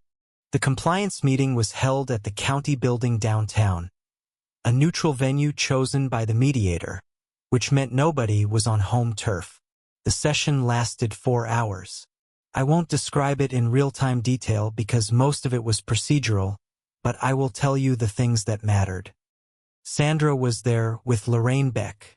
Jerry Langford was there with his own attorney, also newly retained. Paula Cho was there with the attorney from Gil's network. The mediator was a former state judge named Honorable Retired Anita Morse, who ran the room with the quiet authority of someone who has seen everything twice. Gil represented the coalition. We sat in a separate room most of the time, available when needed, while the formal sessions ran in the main conference space. What came back to us in fragments from Gil during the breaks? Sandra had admitted, in the presence of the mediator and opposing counsel, that the driveway suspension had been issued without a board vote. She had characterized it as an administrative oversight rather than a deliberate act, but she had admitted it. Jerry had confirmed he had co-signed the suspension notice but had not been aware it was being issued without a vote.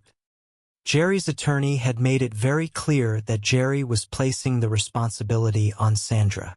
Paula's statement was entered into the record. The financial audit preliminary findings were presented. 2 of the unaccounted payments, the ones that couldn't be tied to any documented HOA project, were formally flagged for county attorney follow-up.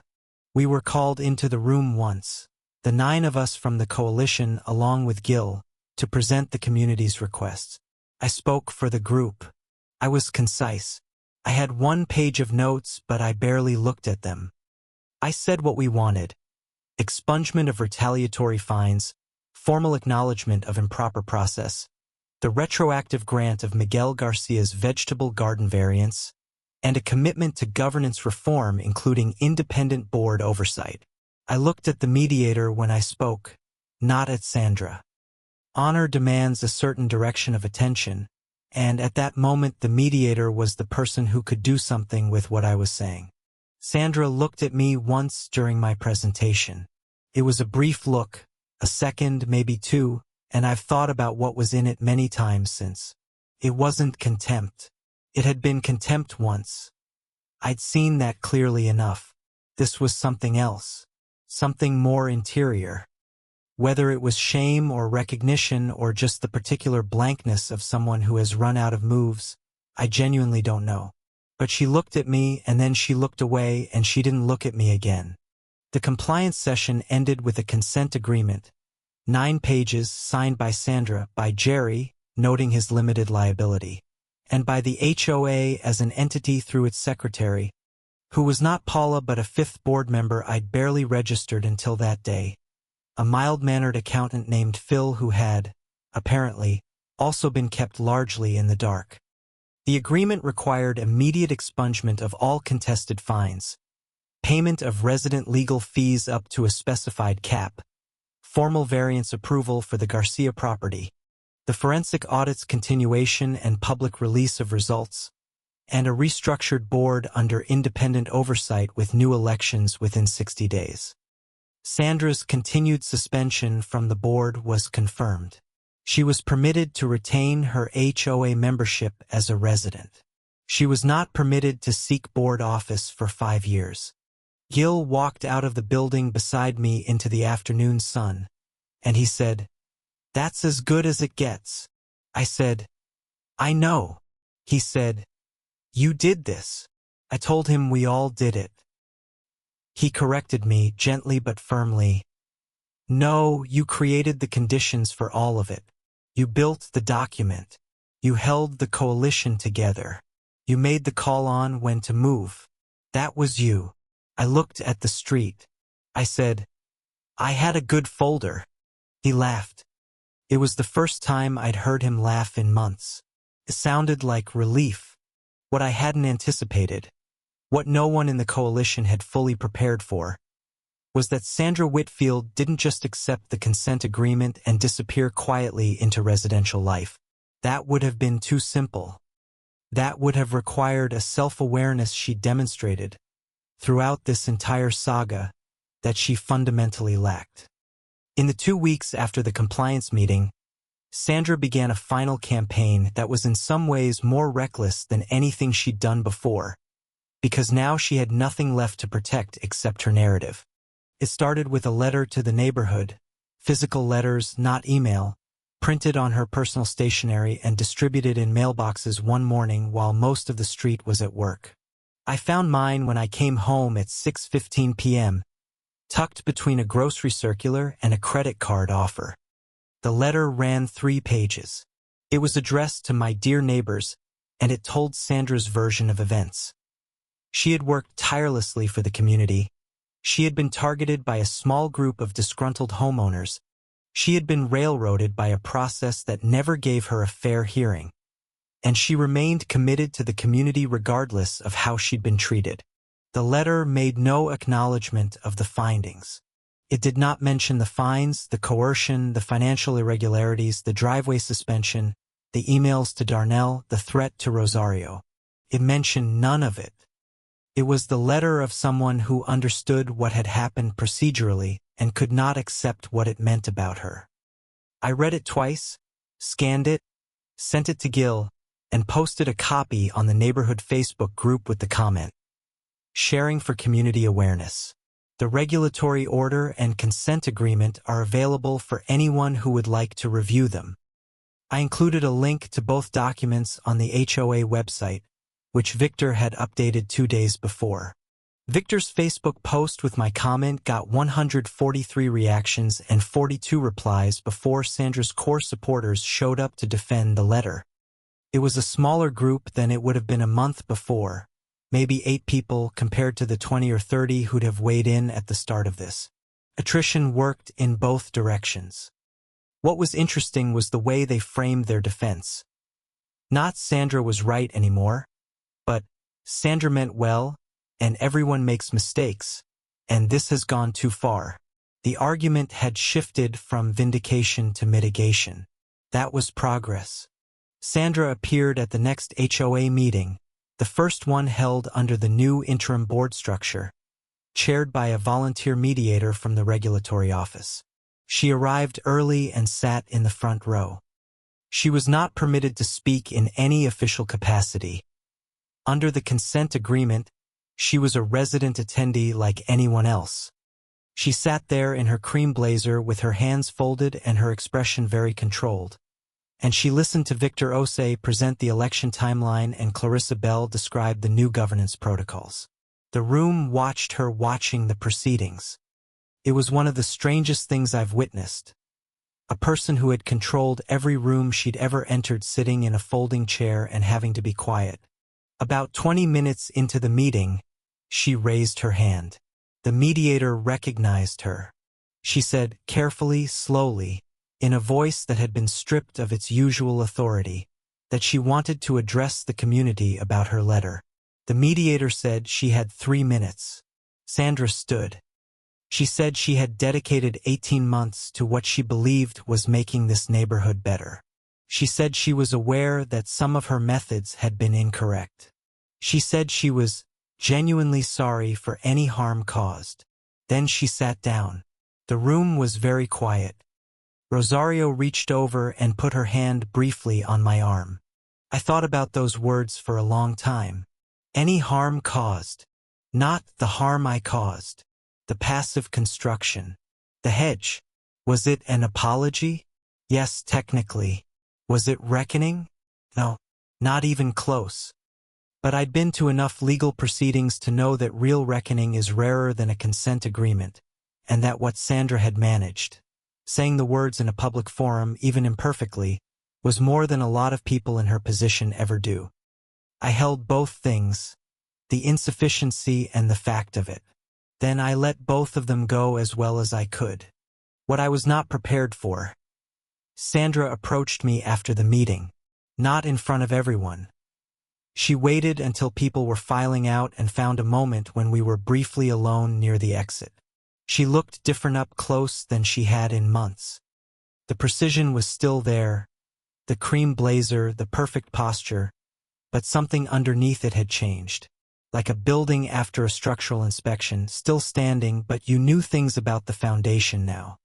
She said, "I know you don't have any reason to believe this, but I genuinely thought I was doing the right thing." I looked at her for a long moment. Then I said, "I know you did. That's actually the scariest part." She blinked. She didn't have an answer for that. I walked out. The county attorney's investigation was ongoing.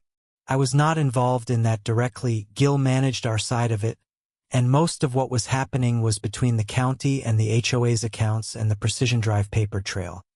What I knew was that the investigation had been formally opened and that Reed Hollander's name appeared in it in connection with the vendor relationship.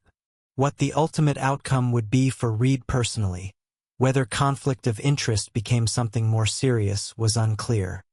The wheels of formal justice moved slowly, and I had long since made peace with not controlling their speed.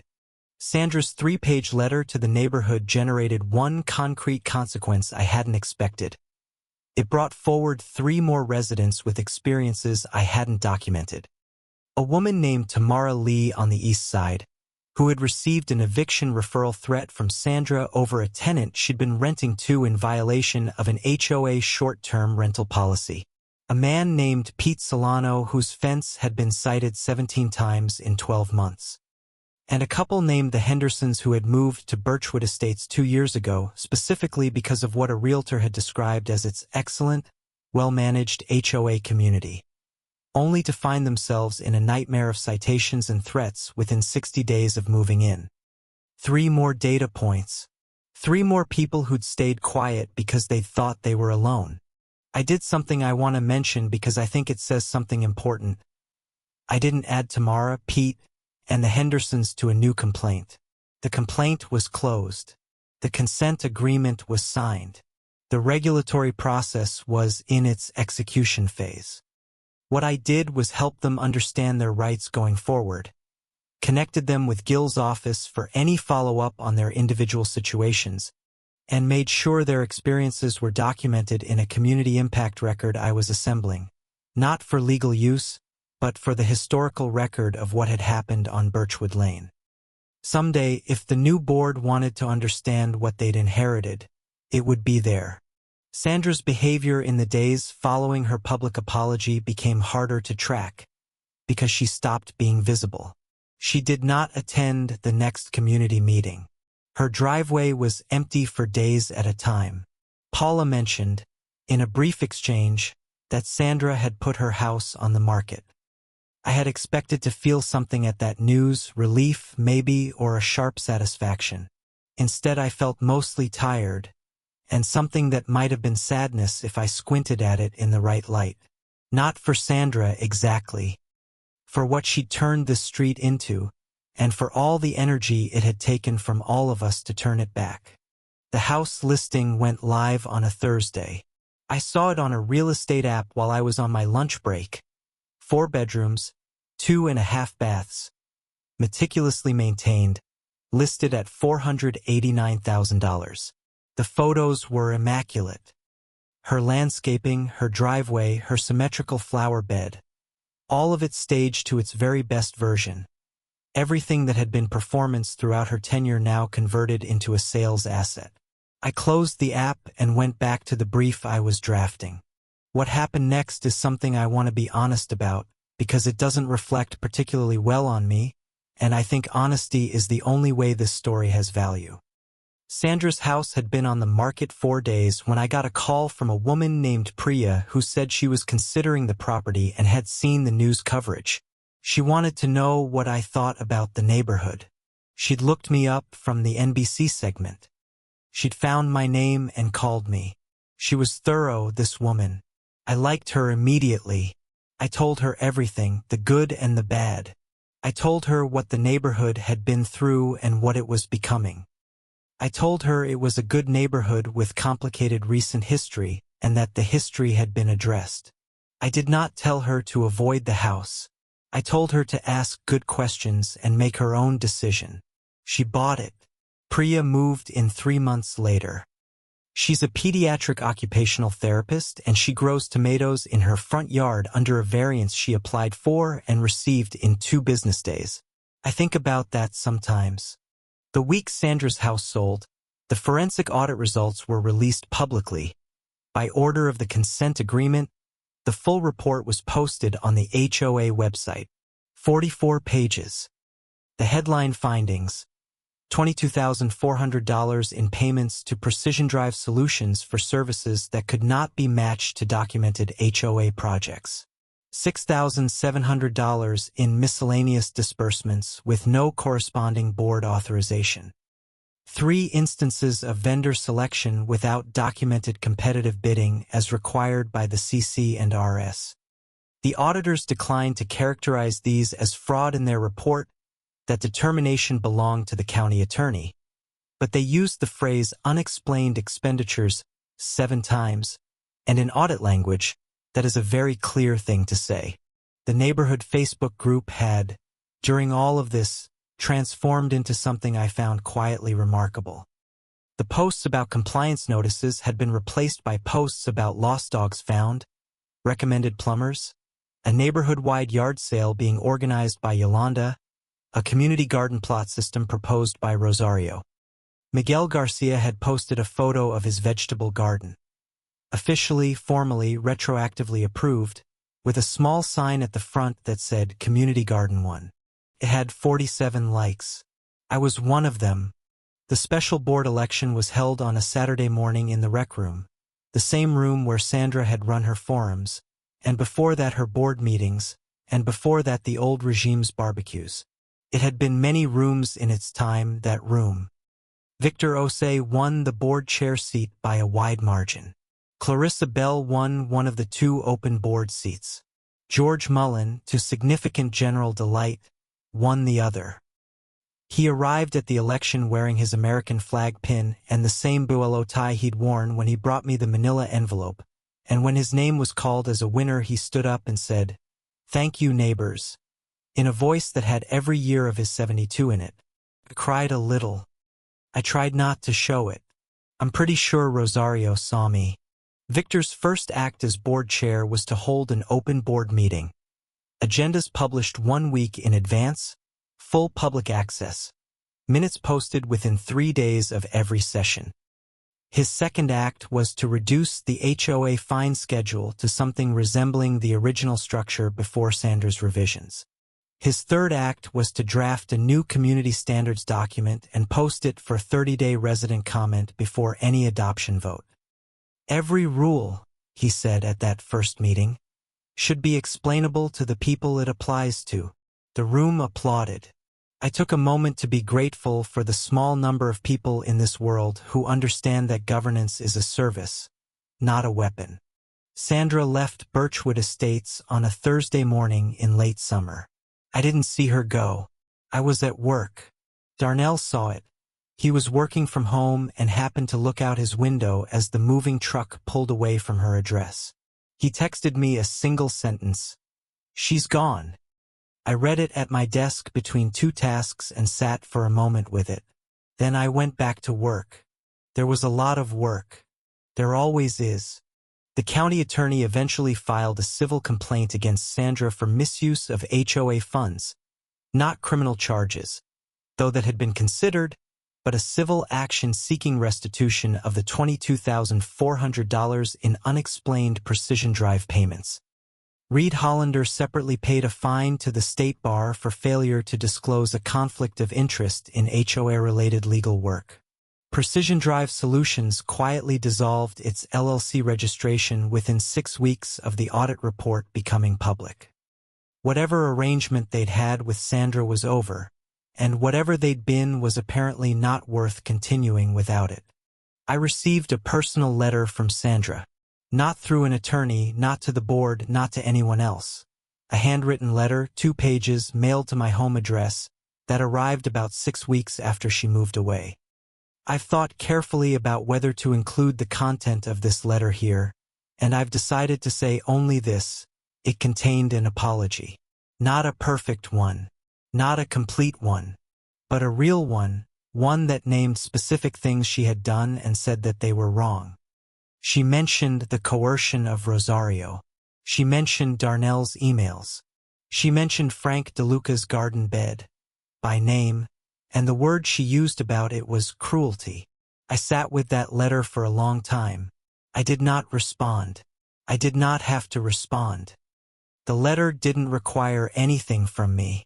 It required something from her, and she had given it, and that was its own separate thing that belonged to her. Rosario planted a new section of Miguel's garden in the fall, winter squash and kale, and a row of sunflowers along the fence. She brought me a butternut squash the size of a football in November, and we stood in my driveway, my open, clear, cone-free driveway, and talked for an hour about nothing in particular. The afternoon light was that specific autumn gold that makes everything look like a memory while it's happening. Captain ran figure eights around our ankles. Rosario looked at my driveway and smiled. "You know what I think every time I drive past your house?" she said. I said, "What?" She said, "I think, good." I had a conversation with Lily about all of it eventually, the full story, not the abbreviated version I'd given her during. She was 12 by then. She listened carefully, the way she listens to everything, with a slight tilt to her head like she's trying to hear the frequency underneath the frequency. When I finished, she said, "So you just kept doing the right thing until it worked?" I said it was a little more complicated than that. She said, "Yeah, but that's basically it though, right?" I thought about it. "Yeah," I said, "that's basically it." She nodded. "That seems like a good strategy, my kid. Honestly, something happened in December that I've saved for here because it seems like the right place for it. I was leaving work late, 7 o'clock, winter dark, parking garage mostly empty, when I ran into a woman I recognized from the footage Jess had filed but hadn't used in the final segment. A Birchwood resident named Karen Fontaine, who had been one of Sandra's most vocal defenders in the Facebook group during the height of everything. Karen Fontaine, who had posted 3 times that I was harassing the board, and once that I should focus on my own property. We recognized each other at the same moment. There was a pause. She said, "I owe you an apology. I wasn't expecting that." I said something like, "Okay."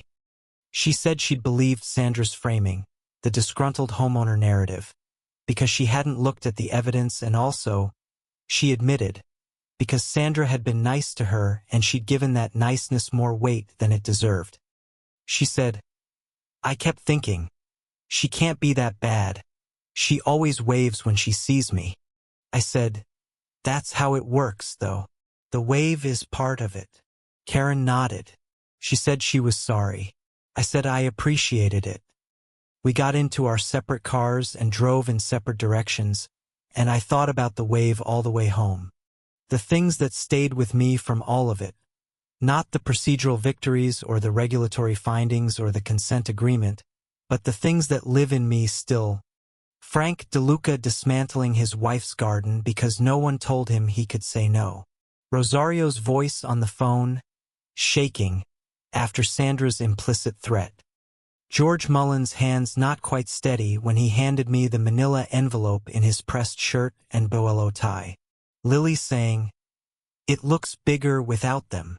Diana Whitfield standing at the edge of my property with her hands in her pockets, apologizing for something she hadn't done and couldn't undo. The thing I keep coming back to is not the wrongness of what Sandra did. That was clear, documented, adjudicated. What stays with me is how long it went on before anyone stopped it. And why? And what the answer to why says about all of us, not just her. I've been asked sometimes, by people who saw the news coverage, by neighbors who came to it late, by Jess Kaminsky in a follow-up interview she did 6 months later, whether I was scared during any of it. The honest answer is, not in the way people expect. I wasn't scared of Sandra. I was scared of the documentation failing. I was scared of having done everything right and still not being enough. I was scared of the nights when the file was 50 pages and the cones were still there, and I didn't know if the institutions I was asking to help me would actually do it. That's what fear looked like from inside this. Not the danger of a person, but the uncertainty of a process. And the faith you have to carry when you can't control the outcome. Captain got his annual checkup the week after the board election. The vet said he was in excellent health for a dog of his age and asked about his home life. I said, "He's a good dog. Things are good." She said he looked happy. I said, "He is." She asked, "What about you?" I thought about the question with unusual seriousness for a routine vet visit. I said, "Yeah, I think things are actually good." She smiled and wrote it in his chart. I've thought about that since, that my answer to a routine question had changed. That good felt true in a way it hadn't for a while. That was worth noting. The last thing I'll say about the period that followed everything, before I tell you what came next, which is just life, which is its own kind of everything, is this. I went back and looked at the folder on my laptop. The one called, "For When It's Time." I sorted through what was in it, organized it into a final archive, and then I renamed the folder. I named it Done, not Triumphant. Not vindicated. Just done. The way you feel when a job that required everything you had has been completed correctly. I closed the laptop. I opened it again a few minutes later to do other work, because there is always other work and that's not a problem. That's just being alive. There's something I want to say about Captain because he deserves it. Every night during the worst of it, the nights I stayed up past midnight building the complaint, the nights I lay awake running timelines in my head, the night before the regulatory finding, he was there, not doing anything. Just being present in that unself-conscious way dogs are present. I've been asked whether I talked to anyone during those months about how hard it was, and the truth is I talked to Captain more than anyone. He listened without advice and without judgment, and he pressed his warm corgi weight against my legs, and somehow that was exactly right. Lily asked me once, during the thick of everything, what would happen if we lost. I told her I didn't know. She asked if we'd have to move. I said I didn't think so. She said, "But you're scared it might not work." It wasn't a question. I said yes. She thought about that for a moment and then said, "But you're still doing it." I said yes. She said, "Me too." I looked at her, this 11-year-old person who had watched her mother fight for 6 months with paper and patience and legal citations, and I thought about what it means to show children the difference between certainty and courage. How you can be afraid of something not working and still do the work. That it's actually more important to show them that than to show them winning. The compliance meeting, I should add, had one moment I didn't mention earlier because I needed more distance from it. When Gil was presenting the coalition's requests, Sandra's new attorney Lorraine Beck requested a brief recess. We stepped out. During the recess, Gil was approached by Lorraine with a proposal. If the financial irregularities portion of the complaint were withdrawn, Sandra would agree immediately to all other terms. Gil came to me directly. He laid it out. I looked at him and said, "No." He said, "I knew you'd say that." I said, "The money isn't the point, but the accountability is." He nodded. We went back in. The full terms stood. Dr. Carolyn Steele, the forensic auditor, sent me a brief personal note after the audit was complete. Not about the findings, which were official and public, but about the documentation I'd contributed. She said she had reviewed many HOA audits in her career and had never received resident documentation as organized and complete as mine. She said it had reduced her team's timeline significantly. She said, "Whatever you do for a living, you're clearly very good at it." I am a paralegal. I have been a paralegal for 14 years. I am good at it, but I had never applied it to something this personal before, and I didn't know until this that personal and professional could occupy the same document without one compromising the other. The HOA's annual dues went down. Not dramatically, from $285 to $230 per month, but meaningfully, once the improper expenditures were recovered and the vendor relationships renegotiated under proper competitive bidding process. Victor Osei presented the revised budget at the fall meeting with a transparency that was almost startling in its normalcy. Line items, explanations, questions answered directly, votes taken with results recorded. This is what it's supposed to look like, I thought, sitting in the same rec room where Sandra had once stood with her slideshow and her charts. This is just normal. And somehow it felt extraordinary because of how long it had been absent. I want to say something about Jerry Langford, because I think Jerry deserves a moment. He'd been Sandra's yes man, clearly, co-signing the suspension notice, attending her forum, nodding through the things he should have questioned. But he hadn't been corrupt. His attorney had helped establish that. He'd been credulous and conflict-averse and probably a little lazy about his oversight duties, but he hadn't known about the financial irregularities and he hadn't been party to the coercion. He came to one of Victor's early board meetings as a resident, sat quietly in the back, and at the end raised his hand and said he wanted to apologize to the community for not asking harder questions. It was a real apology, Imperfect like all real ones. I noted it. Paula Cho was appointed to a temporary advisory role with the new board while the election process ran. Victor's idea? Acknowledged by everyone as appropriate given her cooperation. She eventually stepped back from board involvement entirely, which seemed right for her. She texted me one evening, "I'm not a fighter. I never was. But I'm glad I was honest when it mattered." I texted back, "That's everything." She sent a heart emoji. I considered that a successful friendship. 6 months after the consent agreement, Victor posted an update on the HOA website. All retroactive fines for the 12-month period of Sandra's most aggressive enforcement had been reviewed. 17 had been reversed, and affected homeowners had been notified. 11 of those homeowners had paid the fines. The amounts were being refunded with interest. I read the post at work and thought about all the people who'd paid quietly, who'd assumed Sandra was right because the rules said so. 11 people getting checks for something they'd never expected to recover. That, I thought, was what it had been for. I still take photos of my driveway sometimes. Not for legal purposes. Just the way you photograph something you spent a long time fighting to keep. The way you look at your own front door after you've been too long away. The driveway is just concrete. Oil-stained concrete. Inherited from whoever parked here before me. But I look at it sometimes and feel the specific weight of all the things that happen on ordinary ground when ordinary people decide it matters. The cones are long gone. The ground is clear. It was always mine. Now it's just easier to see. The new board planted a community garden along the north edge of the HOA common area. 8 raised beds. Open to any resident. The inaugural planting event was held on a Saturday in April, and 36 households showed up. More participation in a single community event than I'd seen in the 6 years I'd lived on Birchwood Lane. Victor organized it. Rosario brought seeds. Frank DeLuca brought his ceramic rabbit, which ended up placed at the entrance to the garden by informal community consensus, and which has been there every time I've walked past it since.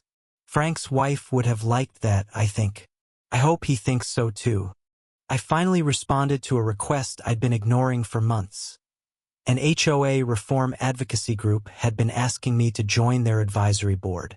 I said yes eventually, not as an activist, which isn't quite what I am, but as someone with documented experience of both the problem and the resolution. My role is mostly sharing the framework I developed. How to document, what to document, how to present it, how to find the right institutions to deliver it to. This paralegal work, essentially. It turns out the skills that helped me survive Birchwood Estates are exactly the skills that help other people survive their own versions of it. That's not nothing. I received in the mail a check. From the HOA $40. The first fine Sandra had ever levied against me, for my non-approved coneflowers. With interest and a cover letter from Victor noting it had been identified in the retroactive review. I deposited it. Then I bought a new plant, a native purple coneflower, and put it in my front bed exactly where the original one had been. Captain inspected it, deemed it acceptable, and went to lie down in the sun. The flower is still there. It bloomed last summer. It will bloom again. There is one thing I have not told you yet, which I've been holding because it belongs here, near the end, when everything else is accounted for. During the height of everything, the middle months, when the complaint was filed but the finding hadn't come back yet, I had a moment where I nearly stopped. Not from fear, from doubt. A doubt that had nothing to do with Sandra or the evidence or the process. A doubt about myself. About whether I was the right person to be doing this. Whether I'd built this out of righteous anger and called it justice. Whether I was certain enough of the difference. I went to see a therapist. Not to process the HOA situation exactly, just to have a space where I could say all of it out loud to someone with a professional obligation not to be on my side. Her name was Dr. Elaine Choi, and she was calm and precise and asked very good questions. She asked me in one session why the driveway mattered so much. I said because it was mine. She asked me to say more. I said because it was how I kept my life working, how I got to work, how I got Lily to swim practice, how I came home at the end of the day and put the car in the place that was designated for my car, in my house on my property, that I had worked for and paid for with everything I had. She said, "So it's not really about the driveway?" I said, "No, it never was." She said, "What is it about?" I said, "Being treated like I matter in a space I'm supposed to belong to." She wrote something down. I sat with what I'd said for the rest of the session. That conversation clarified something for me that I'd been carrying without knowing how to hold it. The things Sandra had done that was most damaging wasn't the fines or the cones or the compliance notices. Those were all terrible. But the deepest wound was the message underneath them, that this was her neighborhood, managed by her standards, on her terms, and my presence in it was conditional on my compliance with whatever she decided was appropriate. That my home could become not my home by administrative fiat. That I could be made to feel foreign in the place I'd chosen. That's what I'd been fighting. That's what all of them had been fighting, each in their own version of it. The cones were just the most visible symbol of an erasure that had been ongoing for 18 months. Dr. Choi and I talked for 6 sessions total. By the end, I had a clearer sense of what I'd done and why, and how to carry it going forward without letting it define me. The fight had been necessary. It was also over. Both things had to be true simultaneously. I'm still working on that, the also over part. I think it's okay that I am. I think it's appropriate that the things we fight hardest for don't fully leave us. They just find their right place, somewhere in the back of the room, present but not running the show. What I know for certain is this: I bought my house on Birchwood Lane with everything I had. I live in it with my daughter and my dog and my oil-stained driveway and my purple coneflowers. I drive out of it every morning and into it every evening. It is mine. Not because a piece of paper says so, though a piece of paper does say so. Mine in the fuller sense, in the sense that I have defended it and documented it and stood in front of it in my work clothes on a Tuesday morning when someone tried to tell me I couldn't use my own driveway, and I moved the cones myself on a Monday morning in the sun because the law said I could and I was done waiting for permission. That's what mine means, and nobody is taking that. Captain is snoring on the couch as I write this. Lily is in her room reading something about bioluminescent jellyfish, which she described to me at dinner with a level of detail and enthusiasm that made me think she might actually spend her life studying them, which would be a magnificent thing. The driveway is empty and mine. The neighborhood is quiet with the right kind of quiet. Not the silence of suppressed complaint, but the ordinary hush of a street where people have their lights on and their doors closed and their own peaceful evenings. This is what I wanted. Just this. It was never more complicated than this. I think about Karen Fontaine and her comment about the wave. How Sandra had waved. How that had been enough for a while, for people to give her the benefit of the doubt she did not deserve. How easy it is to mistake friendliness for goodness. How important it is to watch what someone does with power before you decide who they are. I think about that when I meet people now, not suspiciously but observantly. I watch for the wave and then I watch for what comes after it. That's a different way of living. I think it's a better one. Someone on the HOA Reform Advisory Board asked me recently what my advice would be for someone just discovering that their HOA was being mismanaged. I thought about it, about the folder, the spreadsheet, the cure notice, the coalition, the attorney, the regulatory complaint. About patience and documentation and the willingness to be inconvenienced by your own principles. And then I said something that surprised me as I said it. Start with the rules. Not the rules they've made up. The actual rules. And then hold them to exactly what they said. That's it. That's the whole thing. The person nodded slowly. I thought, yes, that's it. That's exactly it. What I haven't told you yet, because it happened in between the regulatory finding and the compliance meeting, Tucked inside a week that felt deceptively calm, was the moment Sandra came closest to actually winning. Not at the regulatory office. Not at the compliance table.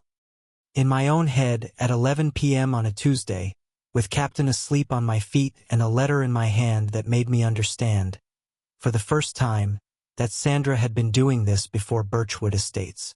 The letter came from a woman named Audrey Fan in Sacramento. She'd seen the NBC segment and looked up my name through the HOA Reform Group's website. She'd lived in a community in Northern California where a board chair with a different name and the same operational style had run an almost identical playbook. Inflated fines, contractor kickbacks, coercive threats, procedural manipulation. She'd fought for 2 years. She'd lost. She'd sold her house and moved. She wrote to me because she wanted someone to know it didn't always end the way mine appeared to be ending. The letter was 2 pages of quiet grief, and it hit me harder than any of Sandra's hostile certified mail ever had. I sat with Audrey Fan's letter for a long time, not because it made me doubt the outcome. By the time it arrived, the regulatory finding was already in and the consent agreement nearly finalized, but because it reframed the stakes in a way that had nothing to do with Birchwood Estates.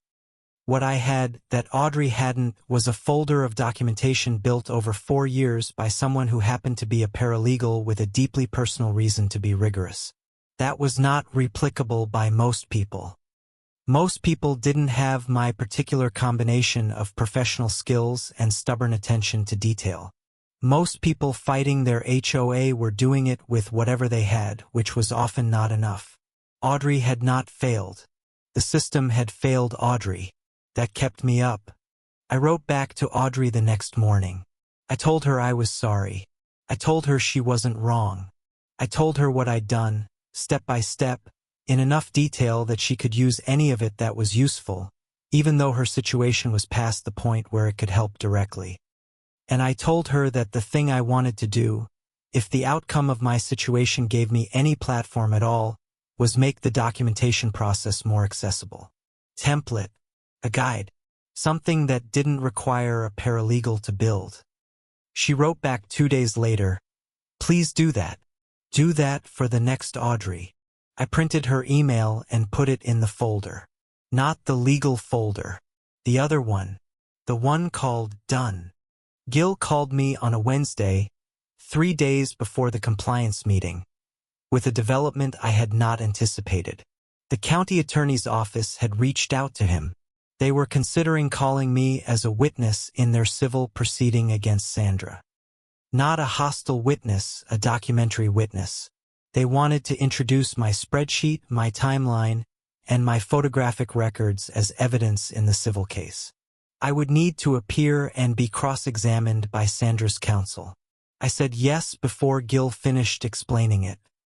He said, "I knew you'd say that." It was the second time he'd said that about me, and both times he'd been right. Sandra's new attorney Lorraine Beck filed a motion to exclude my documentation as generated with litigation intent. It was a reasonable argument. There's a legal doctrine around documents created in anticipation of litigation that can sometimes limit their admissibility. Gil filed a counterbrief. The judge ruled in our favor, noting that I had begun documenting before any legal action was contemplated, and that the documentation's purpose at the time of creation was administrative, not legal.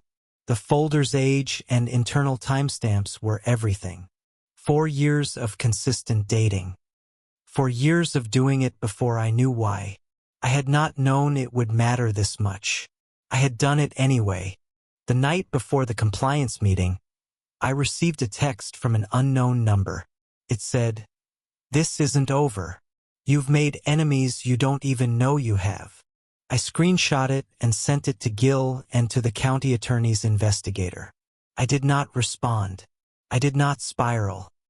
I added it to the supplemental file and went to sleep with Captain at the foot of my bed and the clarity that whatever came next, I had done this correctly, and that correctness was its own kind of armor. The unknown number was traced, eventually, through channels I was not directly involved in, to a device registered to a business address connected to Craig Hollander, Reed's brother. Whether Craig sent it himself or had someone send it for him, I never learned. What I learned is that people who have been financially exposed sometimes lash out in ways that are counterproductive to their own interests. The text was added to the county attorney's file. Craig's civil exposure grew accordingly. I genuinely don't think he understood that threatening a witness in an active regulatory matter is a terrible idea. He now knows. I drove to the compliance meeting alone. Not because I didn't have people who'd offered to come. Darnell had offered, Rosario had offered, Tom had offered. But I wanted to walk into that building as myself, carrying my own folder, with nothing between me and the moment except my own feet on the floor. There's a way of claiming a space that requires you to enter it alone. I parked in the county building's garage, took the elevator to the 3rd floor, and walked into the waiting area where Gil was already standing with his briefcase and a coffee he'd brought for me. I took the coffee. We sat down. We were ready. One of the things I didn't expect about the compliance meeting was how administrative it actually was. After months of this feeling like a fight, a pitched, extended, emotionally expensive battle, the formal proceeding was orderly and procedural and almost quiet.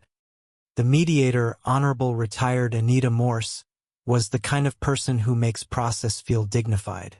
She ran the session without drama because drama wasn't useful to her.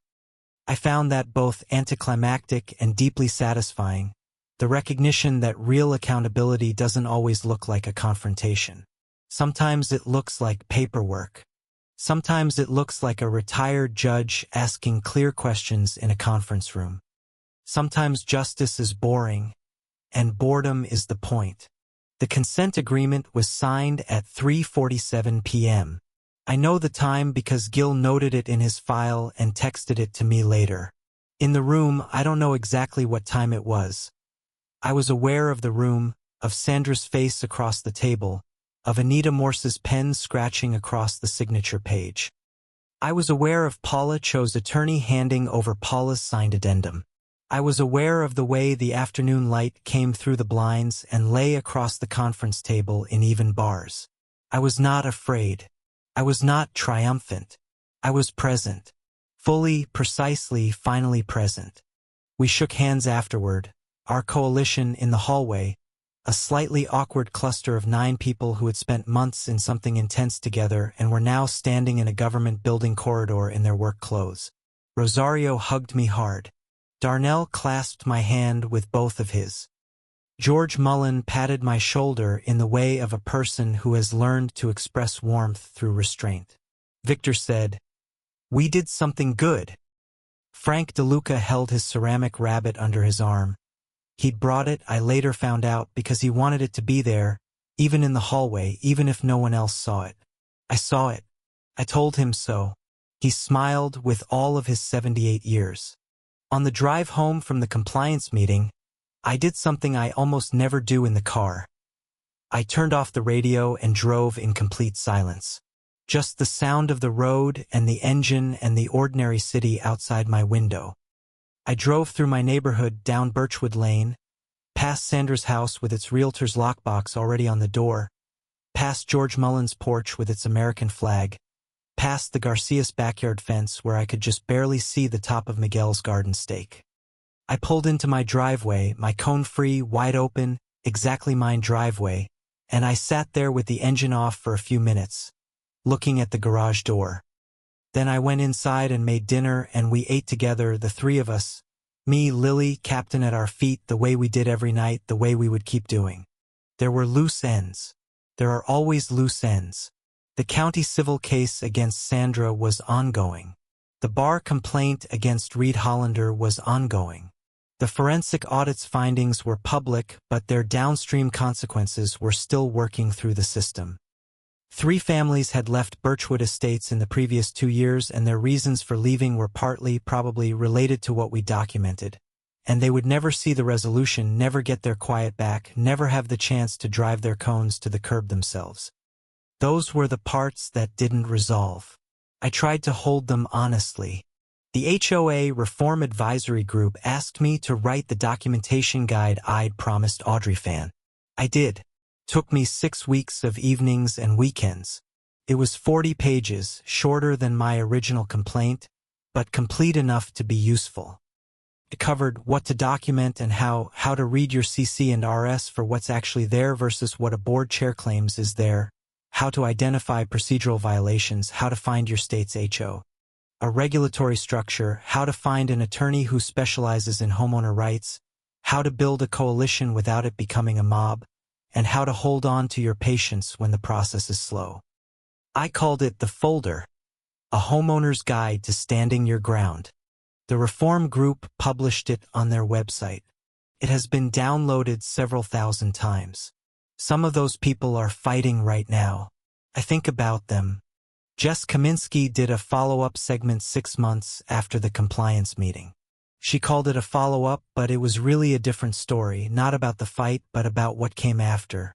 She filmed in Victor's first open board meeting. She filmed Miguel Garcia's vegetable garden with its little Community Garden 1 sign.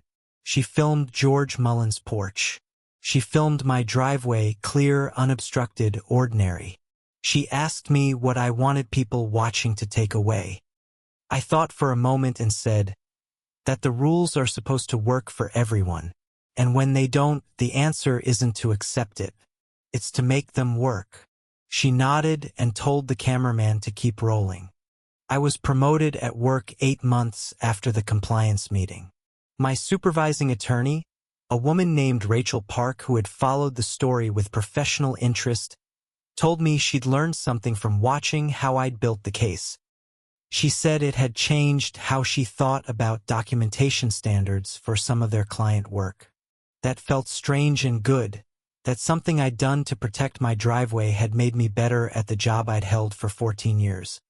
Competence compounds in unexpected directions when you push it hard enough. The question I've been asked most often since everything resolved, by the advisory group, by journalists, by neighbors, by people who contact me through the Reform Group's website, is whether I'd do it again. It's always phrased that way. Would you do it again? As though doing it were the remarkable part. I always say yes, but what I mean is something a little more precise. I do it the same way. Carefully, slowly, documented, coalitioned, patient, legal, exact. Because the way mattered as much as the outcome. Because the method was also the message. You don't fight someone who corrupts process by corrupting your own. You fight them by being more careful than they are. You fight them with the folder. Sandra's house sold in 9 days. Priya, the occupational therapist, closed in 6 weeks. She moved in on a Saturday in August. A moving truck, 2 friends helping, a dog of her own, a collection of houseplants that she lined up along the front porch railing. I brought her a casserole because that's what you do when someone new arrives. We stood in what had been Sandra's driveway. Perfect, pressure-washed, staged. And I told her the same things I told her on the phone. The good and the complicated honestly presented. Priya looked at the street and said, I looked up everything before I bought. The regulatory order, the audit, the consent agreement. All of it. I said I was glad she had. She said, I'm glad I came anyway. This seems like a neighborhood worth being in. I thought, yes, it is. It always was. I keep the folder. Not to use, to remember. The spreadsheet, the emails, the photos, the cure notice, the regulatory filing, the consent agreement. All of it. Organized. Complete. A record of something that happened. Documented the way things worth remembering deserve to be documented. I don't look at it often, but I know where it is.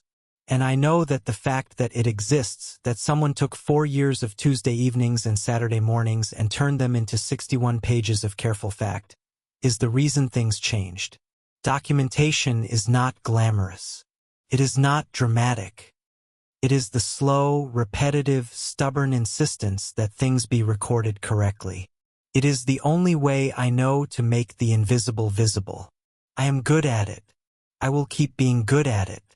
The coalition became something else after, not a formal group, but a community of people who knew each other in the way you know people after you've been through something together. We had a dinner in November, the 9 of us, at Darnell's house. His wife cooked, and it was extraordinary.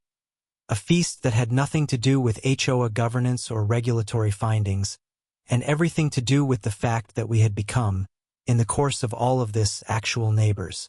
Real ones.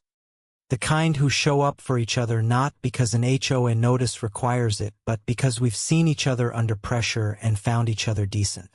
I drove home from that dinner feeling richer than I had in years, and it had nothing to do with money. George Mullen brought a bottle of wine to the dinner that he said had been sitting in his basement since his late wife bought it 10 years ago. He said he'd been saving it for something worth celebrating. He'd brought it twice before, once for a retirement party that was canceled, once for a birthday dinner that fell through. Third time, he said, and opened it, and poured it carefully into mismatched glasses. And we raised them to something we didn't have to name because everyone in the room already knew what it was. George's wine was excellent. His late wife had good taste. We told him so. He laughed. He has a great laugh for a man his age. Full and completely unguarded. I want to be that unguarded about something someday. Dr. Choi and I had our last session on a Thursday afternoon in December, the same week Sandra's civil case reached its settlement. 6 sessions total. At the end of the last one, she asked me how I felt about the whole arc of it, the beginning to where we were sitting. I thought about it and said, older, more sure of some things, less certain of others, better at knowing the difference. She said, "That's good." I said, "I think so." She closed her notebook. We shook hands. I walked out into the December cold and stood on the sidewalk for a moment, just breathing it in. Then I drove home. It was a Thursday. Captain needed dinner. Lily had homework. Everything ordinary was waiting for me, and I was so glad. The last thing the county civil case did before it settled, the last document filed before Sandra and the county agreed to terms, was a deposition of Sandra herself, taken by the county attorney's office. I was not present. I don't know what she said exactly. What Gil told me afterward was that she had, under oath, admitted to the Precision Drive arrangement and described it as a business relationship that I now understand I should have disclosed to the board. Not the admission I'd have written for her, but an admission, on the record, under oath. It exists. Miguel Garcia's vegetable garden produced its first full harvest in the fall: squash, tomatoes, peppers, beans. Rosario brought a bag of vegetables to every household in the coalition and several others on the street. She left one on Sandra's porch, on what was still Sandra's porch at that point, a few weeks before the sale. I only know this because Rosario told me. I asked if Sandra had acknowledged it. Rosario said, "No," but the bag was gone the next day. I thought about that for a while. The bag was gone. Someone had taken the vegetables inside. Maybe that means something. Maybe it means nothing. I'm not sure I get to know. One detail I want to get right. The regulatory fine levied against the HOA for the 7 violations, separate from the civil settlement, a statutory administrative fine, was $31,500. Under the terms of the consent agreement, that fine was paid from the HOA's general operating fund, which meant every household in Birchwood Estates, including Sandra's, paid a portion of it through their annual dues assessment. There is a certain poetry in that. Sandra's overreach, funded in its consequences by Sandra's own membership. I didn't feel satisfaction about it exactly. I felt the rightness of it the way you feel a scale balance.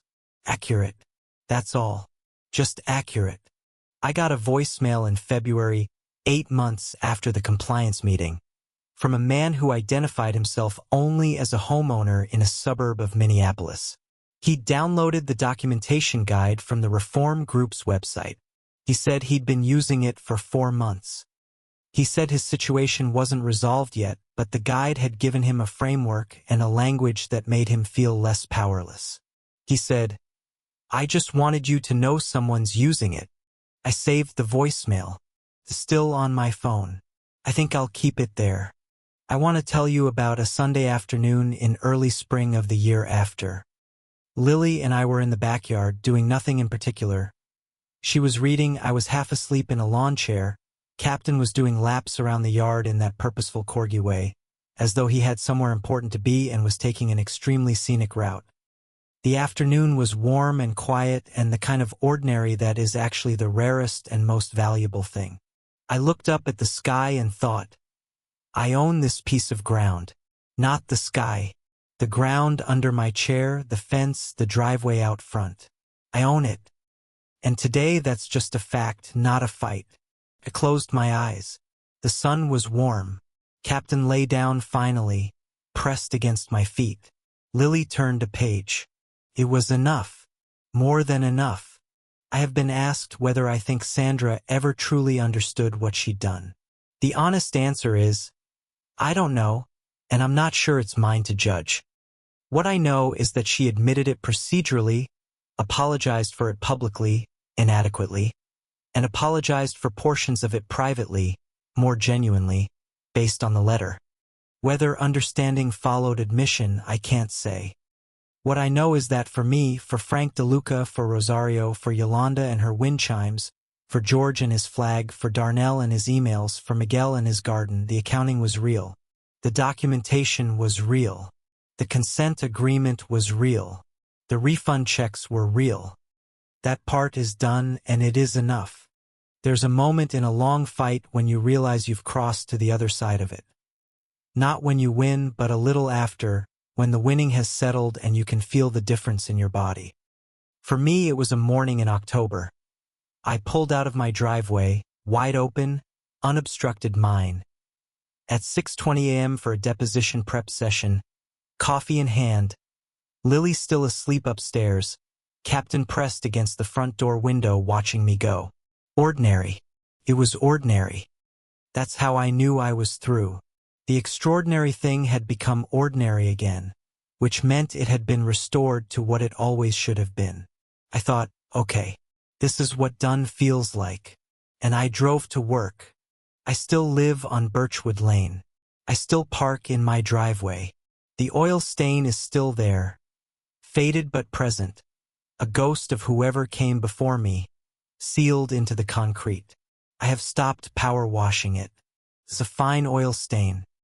It was here before me, and I assume it will be here after me.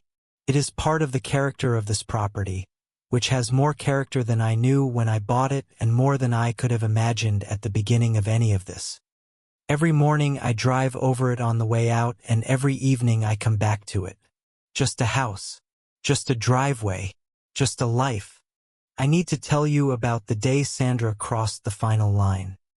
I've been building toward it the whole time because it happened between the compliance meeting and the special board election, in a window I've skipped over deliberately because I needed you to understand the weight of everything else before you could understand what she did, and why it was the moment when the story went from being about a driveway to being about something much larger. It was a Wednesday evening, 11 days after the consent agreement was signed. The agreement was finalized. The regulatory order was in effect. Sandra's suspension from the board was active. She had signed the document. She knew what it said. And then, at 7:14 p.m. on a Wednesday, she walked across Birchwood Lane to Rosario Garcia's door and knocked. Rosario called me at 7:31 p.m. I could hear it in her voice before she said the words. A particular quality of frightened that I'd heard from her before, but this time under it was something harder. Anger.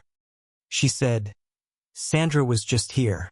She said if I talked to any reporter or any investigator about what she said to me, about Miguel's garden, she'll file a restraining order claiming I've been harassing her. Rosario's voice cracked once, controlled itself, and continued. She said she has photos of me walking past her house. She said I've been surveilling her. I said, Rosario, I need you to write down exactly what she said, word for word, right now while it's in your head, every word. And I need the time and the date. Rosario was already doing it. I could hear the pen. Then I called Gil. It was 7:34 p.m. He picked up on the second ring. What Sandra had done, appearing at Rosario's door to deliver a veiled threat 11 days after signing a consent agreement that explicitly prohibited retaliatory conduct, was not just reckless. It was a violation of the agreement itself, a material breach.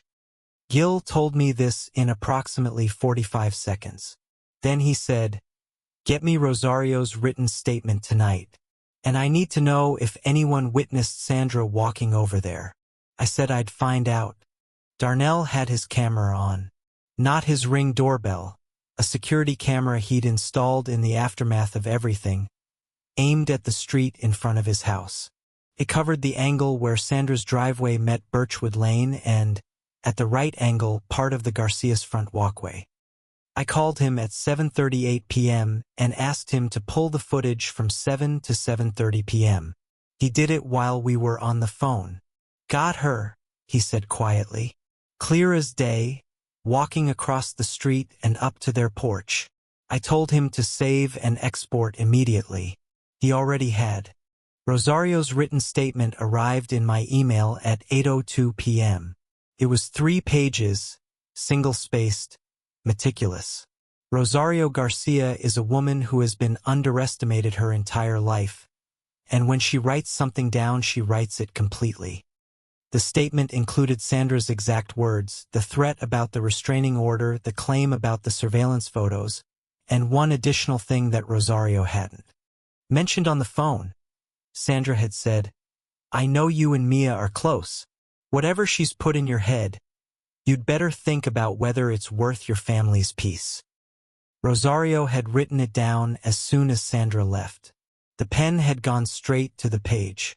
I read those words, "your family's peace," and felt something settle in me that was very cold and very clear. Sandra had just threatened Rosario's family, not abstractly, with the word family, which in context of a mother with an autistic son navigating school systems and medical appointments and the daily complexity of their life, was not an abstract word. It was a specific and deliberate weight she'd placed on Rosario's shoulders. I sat with that for about 30 seconds. Then I sent everything to Gil. Gil called me at 8:15 p.m. He said, "This is contempt of the consent agreement and potentially criminal witness intimidation. I'm filing an emergency motion with the regulatory office tonight, and I'm calling the county attorney in the morning." He paused. "Mia, she just handed us the nuclear option we didn't have before." I said I knew. He said, "Are you okay?" I said yes. He said, "Rosario?" I said, "She's angry, which is the right thing to be." He said, "Good. Tell her to be angry and stay quiet. Let us do the rest." I went to Rosario's house. I hadn't planned to. I'd been about to go to bed. But I got in the car and drove 2 houses down and knocked, and Rosario opened the door, and I walked in and she sat down at her kitchen table, and for about 5 minutes neither of us said anything. Hector brought coffee. Miguel was in his room. The kitchen smelled like whatever Rosario had been cooking for dinner before Sandra showed up, and the domesticity of that, the interrupted ordinary evening, the pot still on the stove, made me furious in a way I hadn't quite been before. This was someone's kitchen. This was someone's family.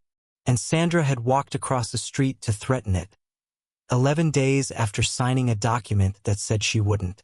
I told Rosario everything would be handled. She said she knew. She said, "I'm not scared. I'm past scared. I'm done." I said I knew. She said, "She doesn't know who she did that to." I said, "No, she really doesn't." We drank our coffee and I drove home, and I sent 3 more things to Gil's email before I went to sleep. The emergency motion was filed by Gil at 10:47 p.m. The regulatory office's after-hours system logged it for first-thing review. At 8:02 a.m. the next morning, Gil received a call back from the examiner who'd handled our original complaint. He described the examiner's tone as notably not pleased. By 9 a.m., the regulatory office had issued an emergency correspondence to Sandra and to Lorraine Beck. Sandra was to have no direct or indirect contact with any resident who had been named in or contributed to the original complaint, effective immediately, pending a contempt hearing. The contempt hearing was scheduled for 8 business days out. In the meantime, Sandra was prohibited from the community center, the HOA common areas, and any resident's property except her own. A cease and desist order was served at her door by a process server at 11:30 a.m., requiring her signature acknowledging receipt. The process server later reported that Sandra had taken the document, read it without expression, signed it, and closed the door without speaking.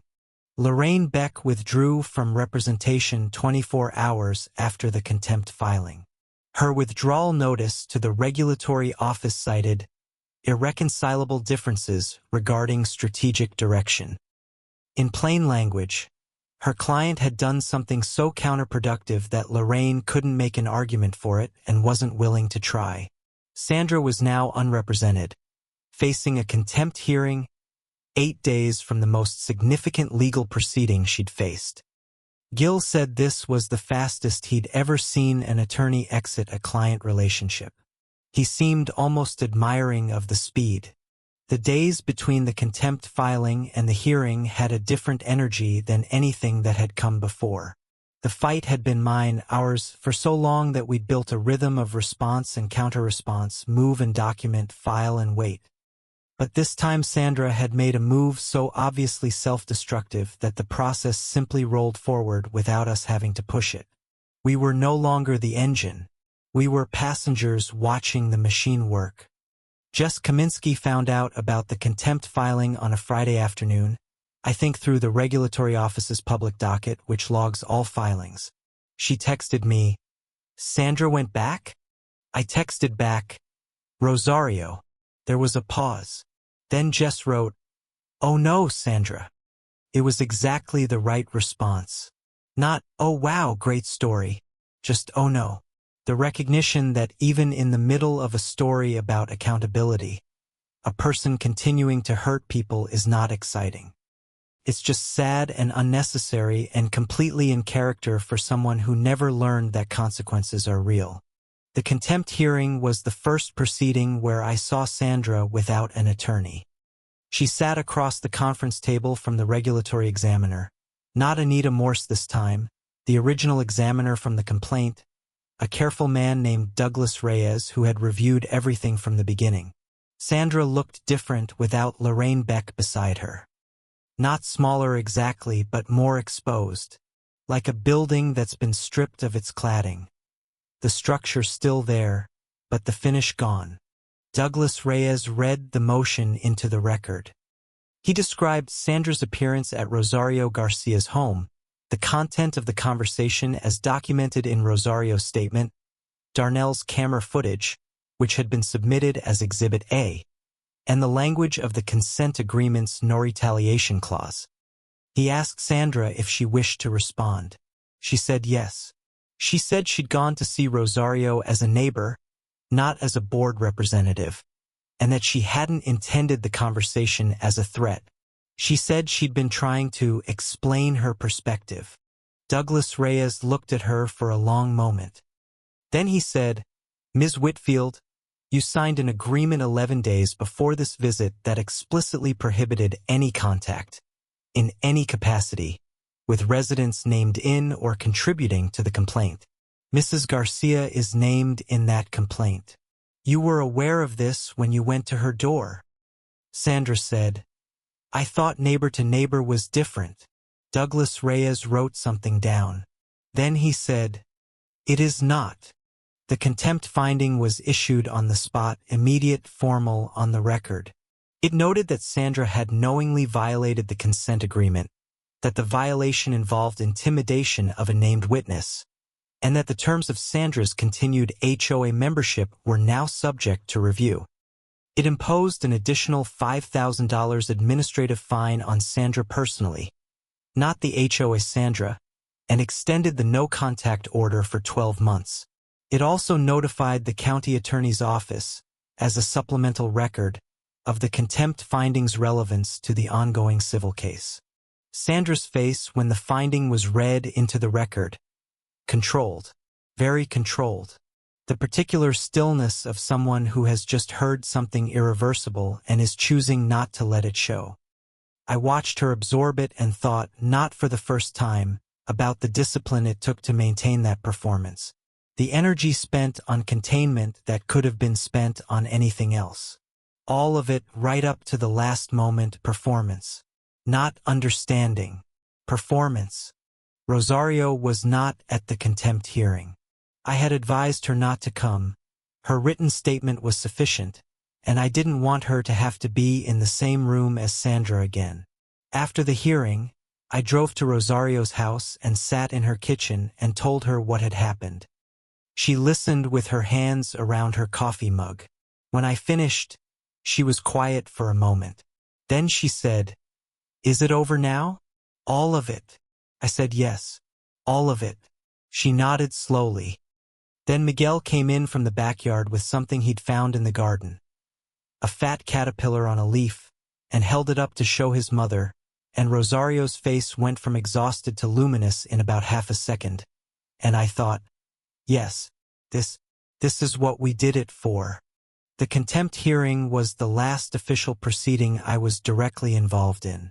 Everything after, the county civil settlement, the bar complaint resolution, the final audit release, moved through channels where I was a source and a witness but not a party. The machine was doing its work. I had built the machine. I could let it run.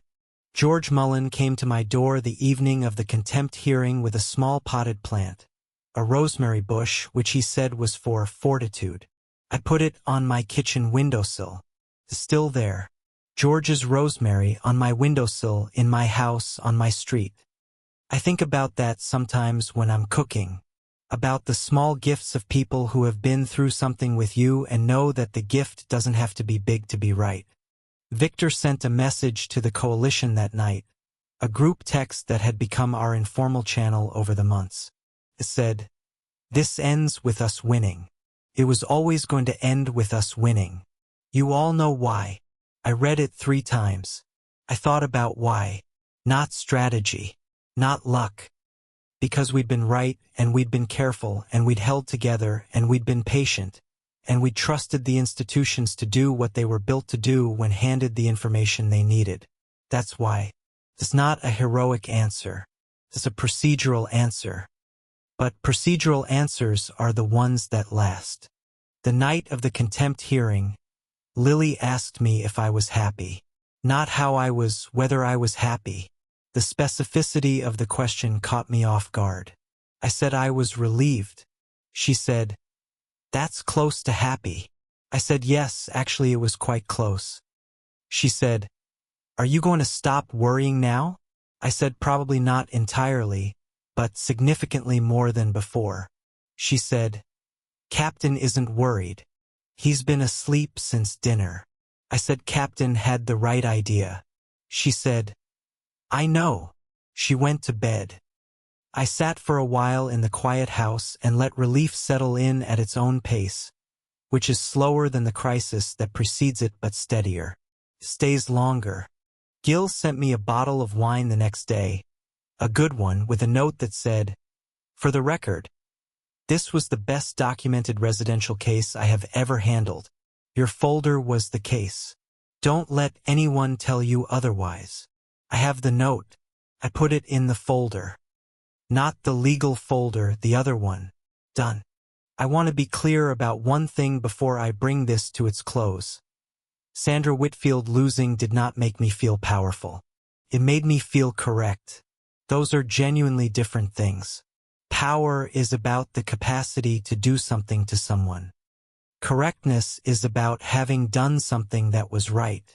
I don't want power over Sandra or over the HOA or over any of the people who defended her.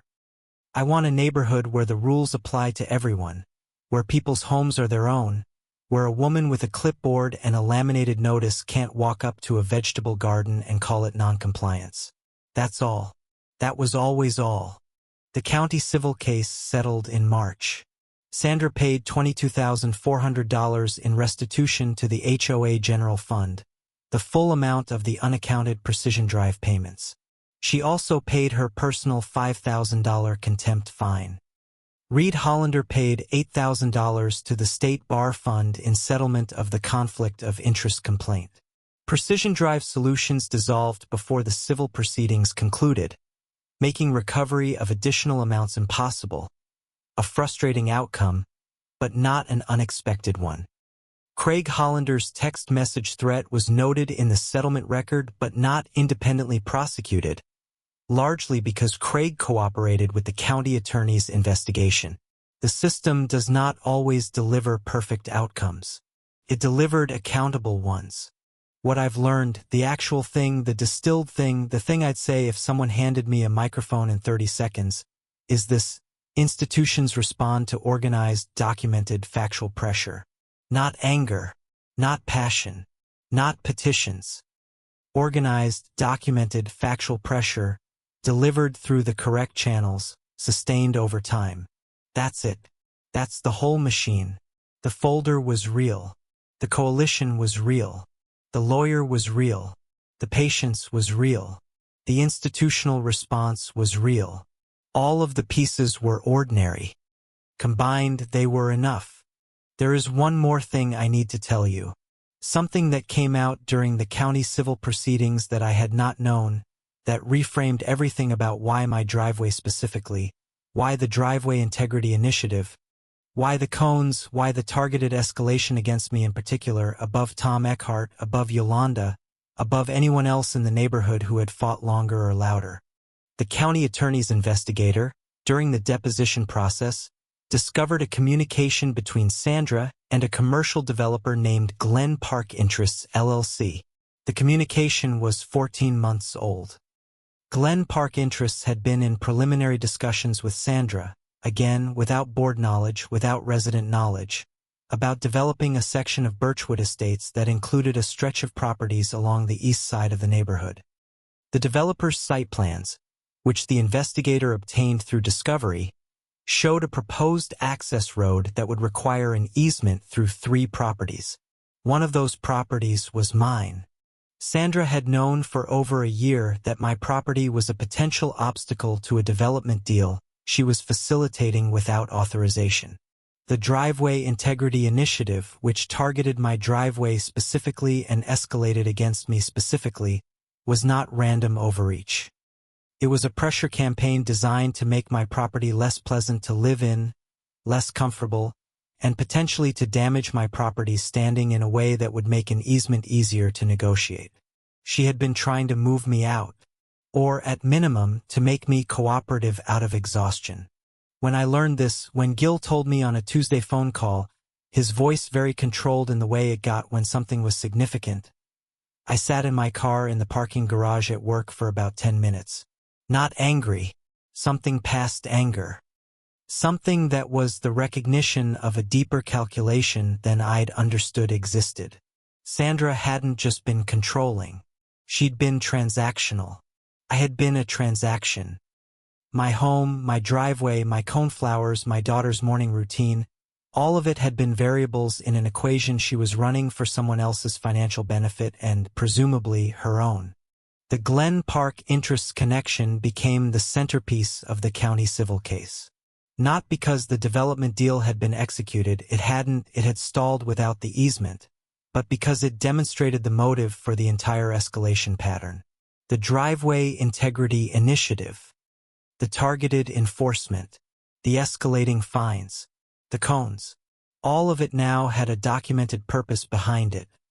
Sandra had been softening a target for a developer who needed a right-of-way through my yard.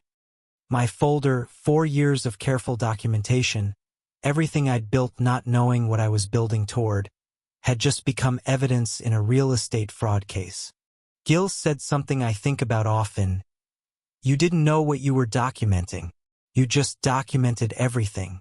And everything turned out to be the thing. I wrote that down.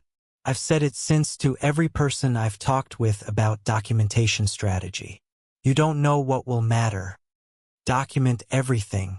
The thing you're noting as a minor procedural irregularity on a Tuesday evening might be the keystone of the case 2 years later. You won't know until it is. So document everything.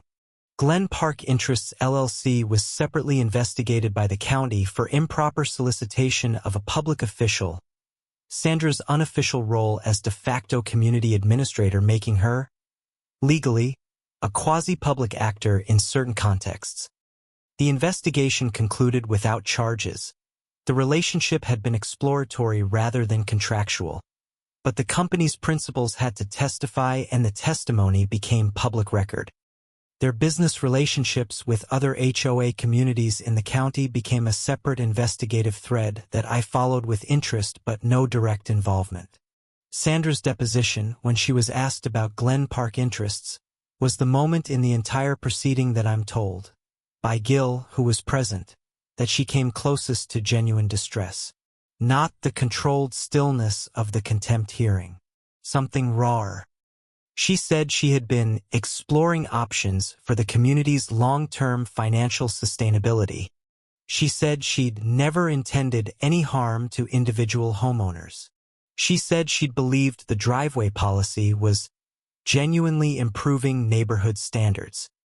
Gil said the county attorney's lead counsel looked at her for a long time after that last statement, then moved to the next question without comment. The silence was its own kind of judgment. I was not present for Sandra's deposition. I read the transcript 3 times. What struck me most was not any single admission but the overall texture of it. The way Sandra consistently framed everything she'd done as having been for someone else's benefit. The community, the neighborhood standards, the long-term sustainability, never herself, never profit, never control. Every account she gave of her actions attributed the motive to something larger and more noble than what the documentary evidence suggested. It's possible she genuinely believed her own framing. I think that's actually the saddest version of the story, that she might have done all of this while believing herself to be righteous. Victor Osei, after the Glen Park connection became public, called a special community meeting to address it.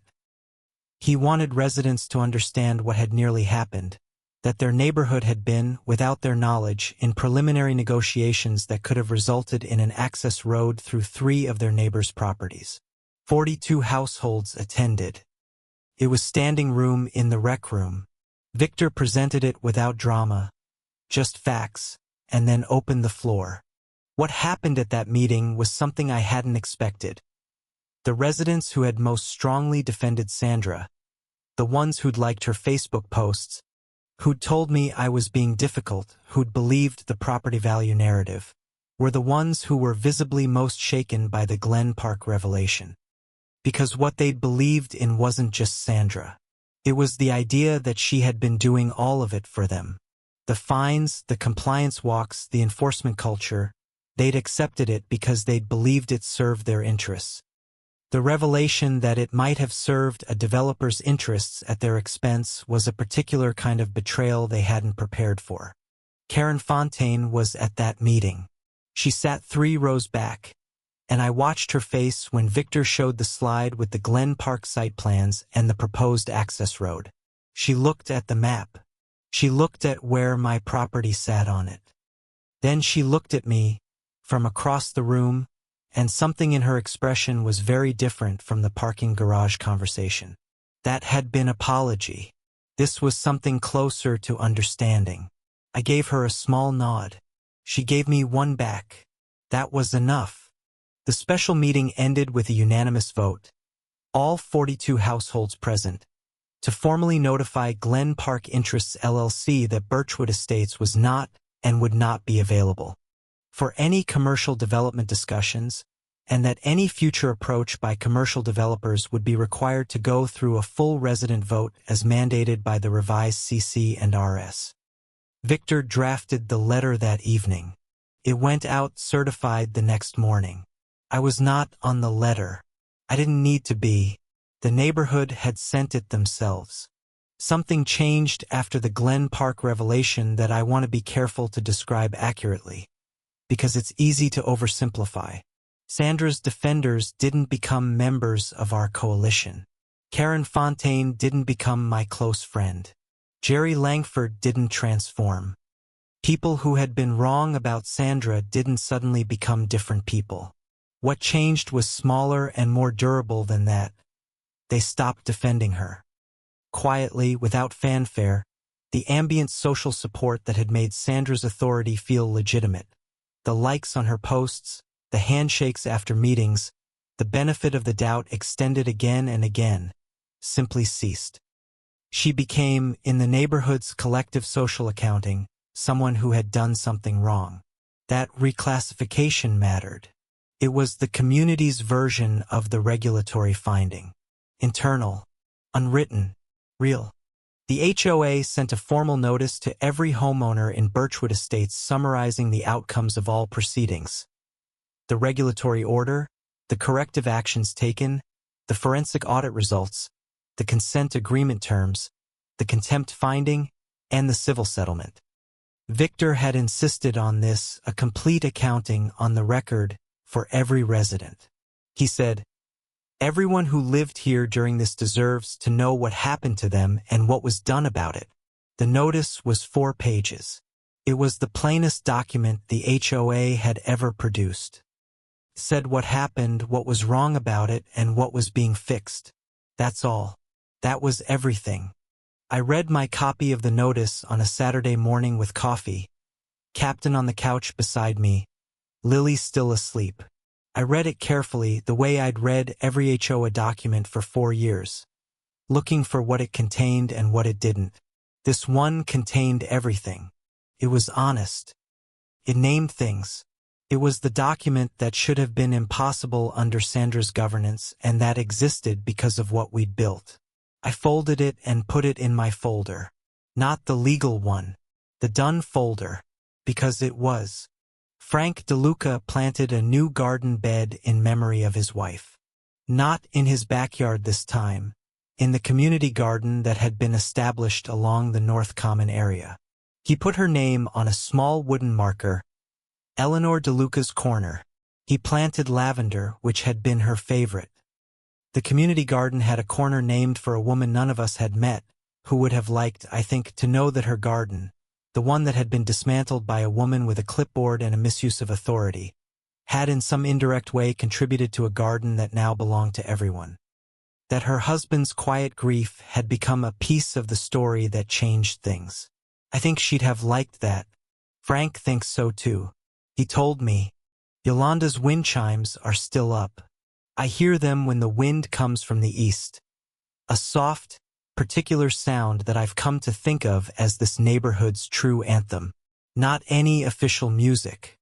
Just wind and metal and the ordinary physics of something that makes sound when the air moves.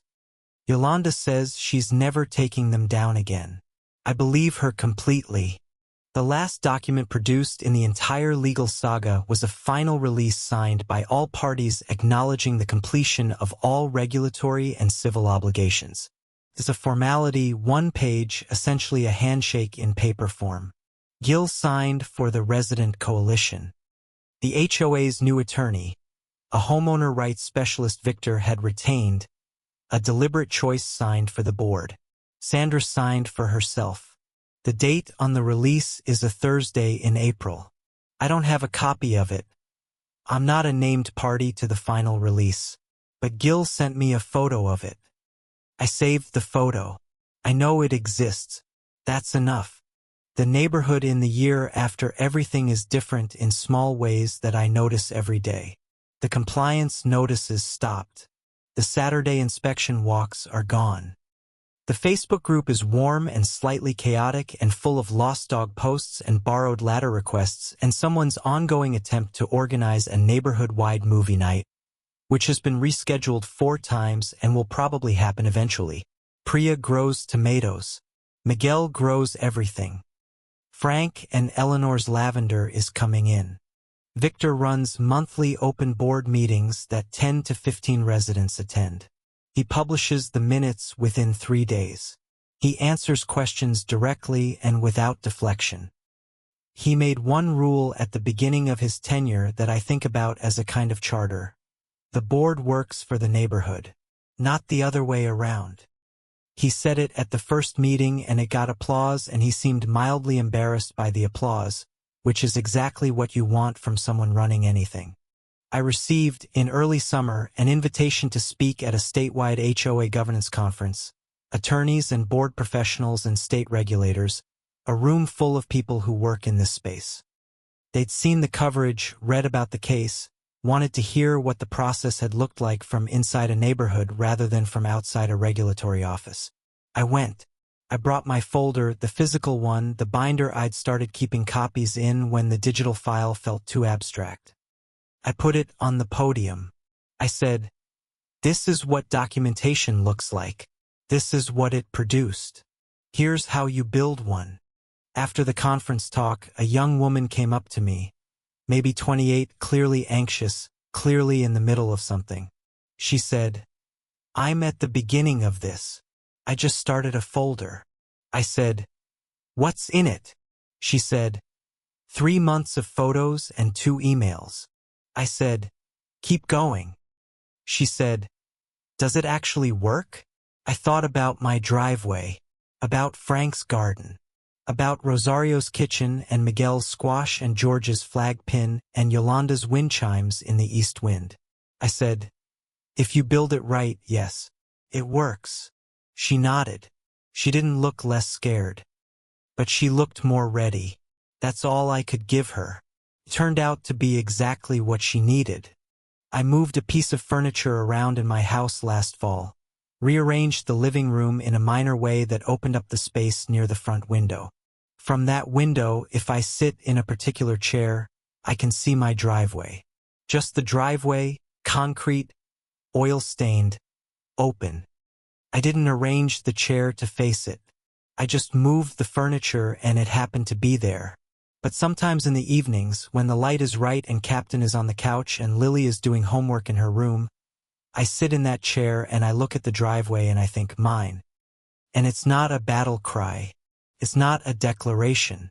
It's just a fact. Mine. Quiet and accurate and finally done. 6 weeks after Sandra left Birchwood Lane, a woman named Linda moved into Frank DeLuca's old neighbor's house, the one that had been empty since the previous family moved out, partly because of what they described to me as an intimidating HOA environment. Linda is a retired high school principal. She grows dahlias. She attended Victor's second board meeting and raised her hand at the end and said, "This seems well run." Victor said thank you. She said, "I mean it as a high compliment. I've seen how badly this can go." She looked around the room. We knew what she meant. We all knew. I want to end where I began, my driveway. Not with the cones, those are long gone, taken to the curb on a Monday morning in the sun, moved by my own hands because the law said I could and I was done waiting. Not with Sandra's laminated notice that's in the folder archived. Done. I want to end with the driveway as it is right now, as it was always supposed to be. Concrete, open, mine, ordinary. I pull into it every evening after work and sit for one moment before I get out of the car, just to feel the fact of being home. Not the relief of a battle one. Just home. The thing that's supposed to be simple and was made complicated and has been made simple again by a lot of patient, careful, exhausting work. I'm home. That's all. That's everything. What I know now that I didn't know at the beginning. Power borrowed from a position is not the same as power earned from trust, and it cannot survive documentation. Sandra Whitfield had authority. She was given it by a system that trusted its own processes to keep her accountable.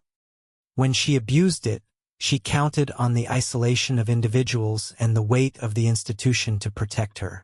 What she had not counted on was a paralegal with a laptop and a folder and 4 years of evenings and the stubborn belief that the rules meant what they said.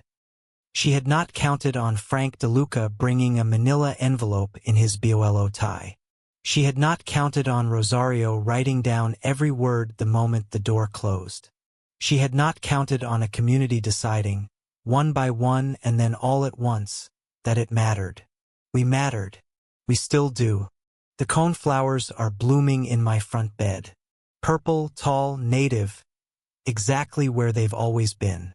Non-approved species under a policy that no longer exists, enforced by a board chair who no longer holds office, in a neighborhood that is finding its way back to itself.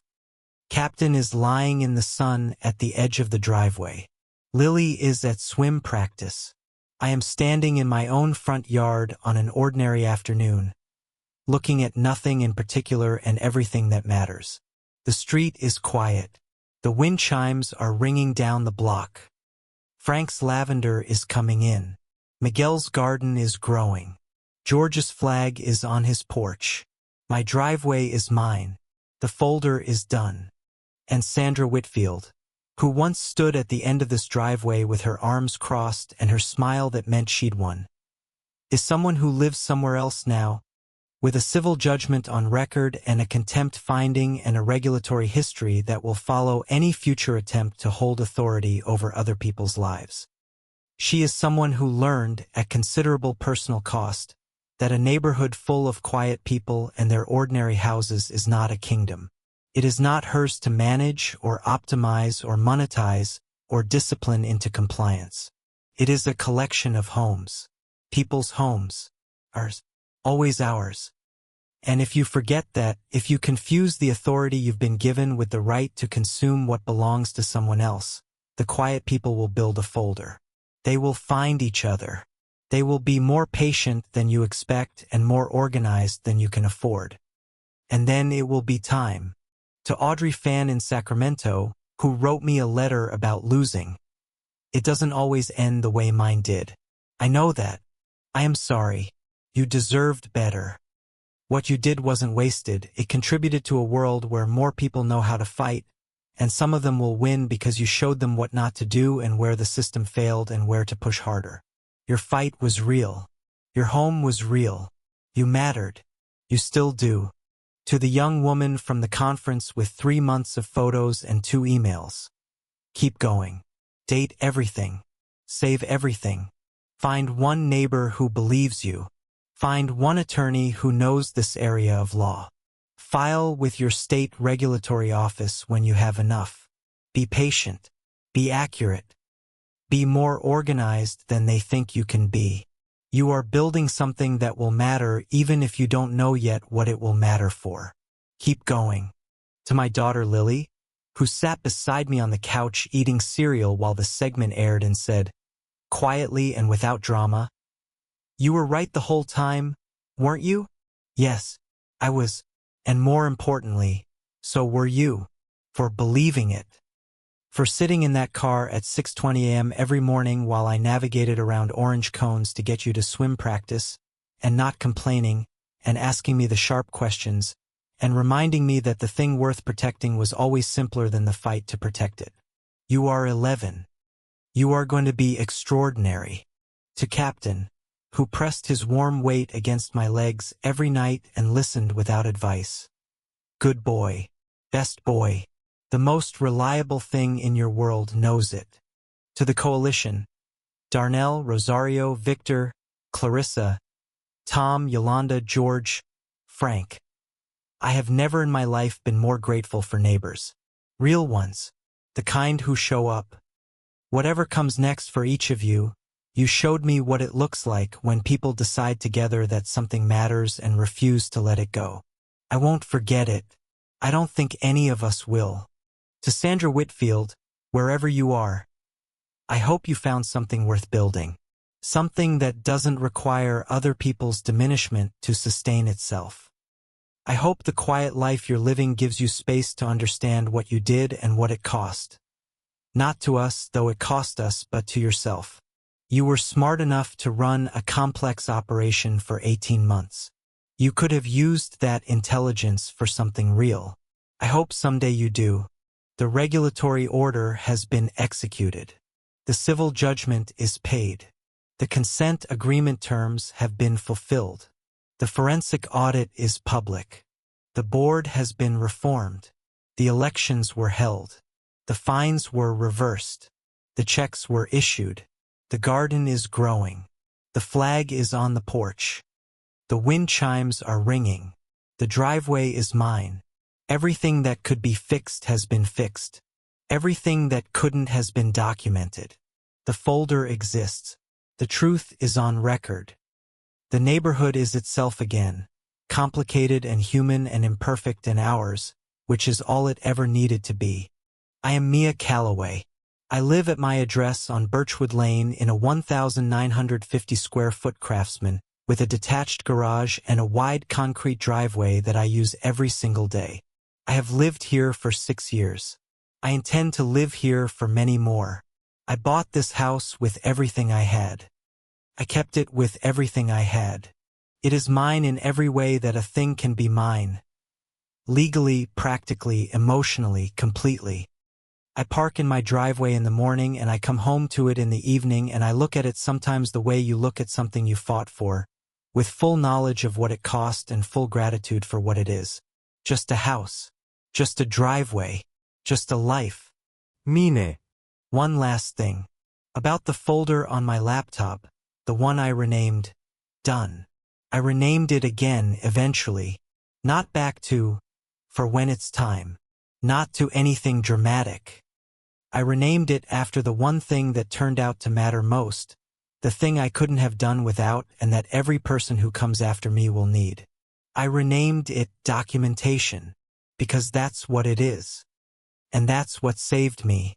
And that's what will save someone else, somewhere, when it's their time. The driveway is clear. The coneflowers are blooming. Captain is in the sun. Lily is growing up. The neighborhood is quiet with the right kind of quiet. I have done what I set out to do, completely and correctly and in good faith, and the world is a small measure more fair for it. Not perfectly fair. Not fixed forever. Just more fair than it was. That's the whole job. That's always the whole job.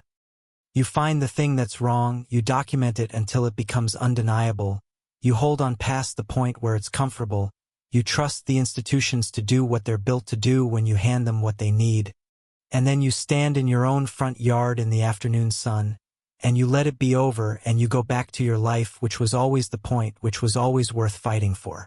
Always.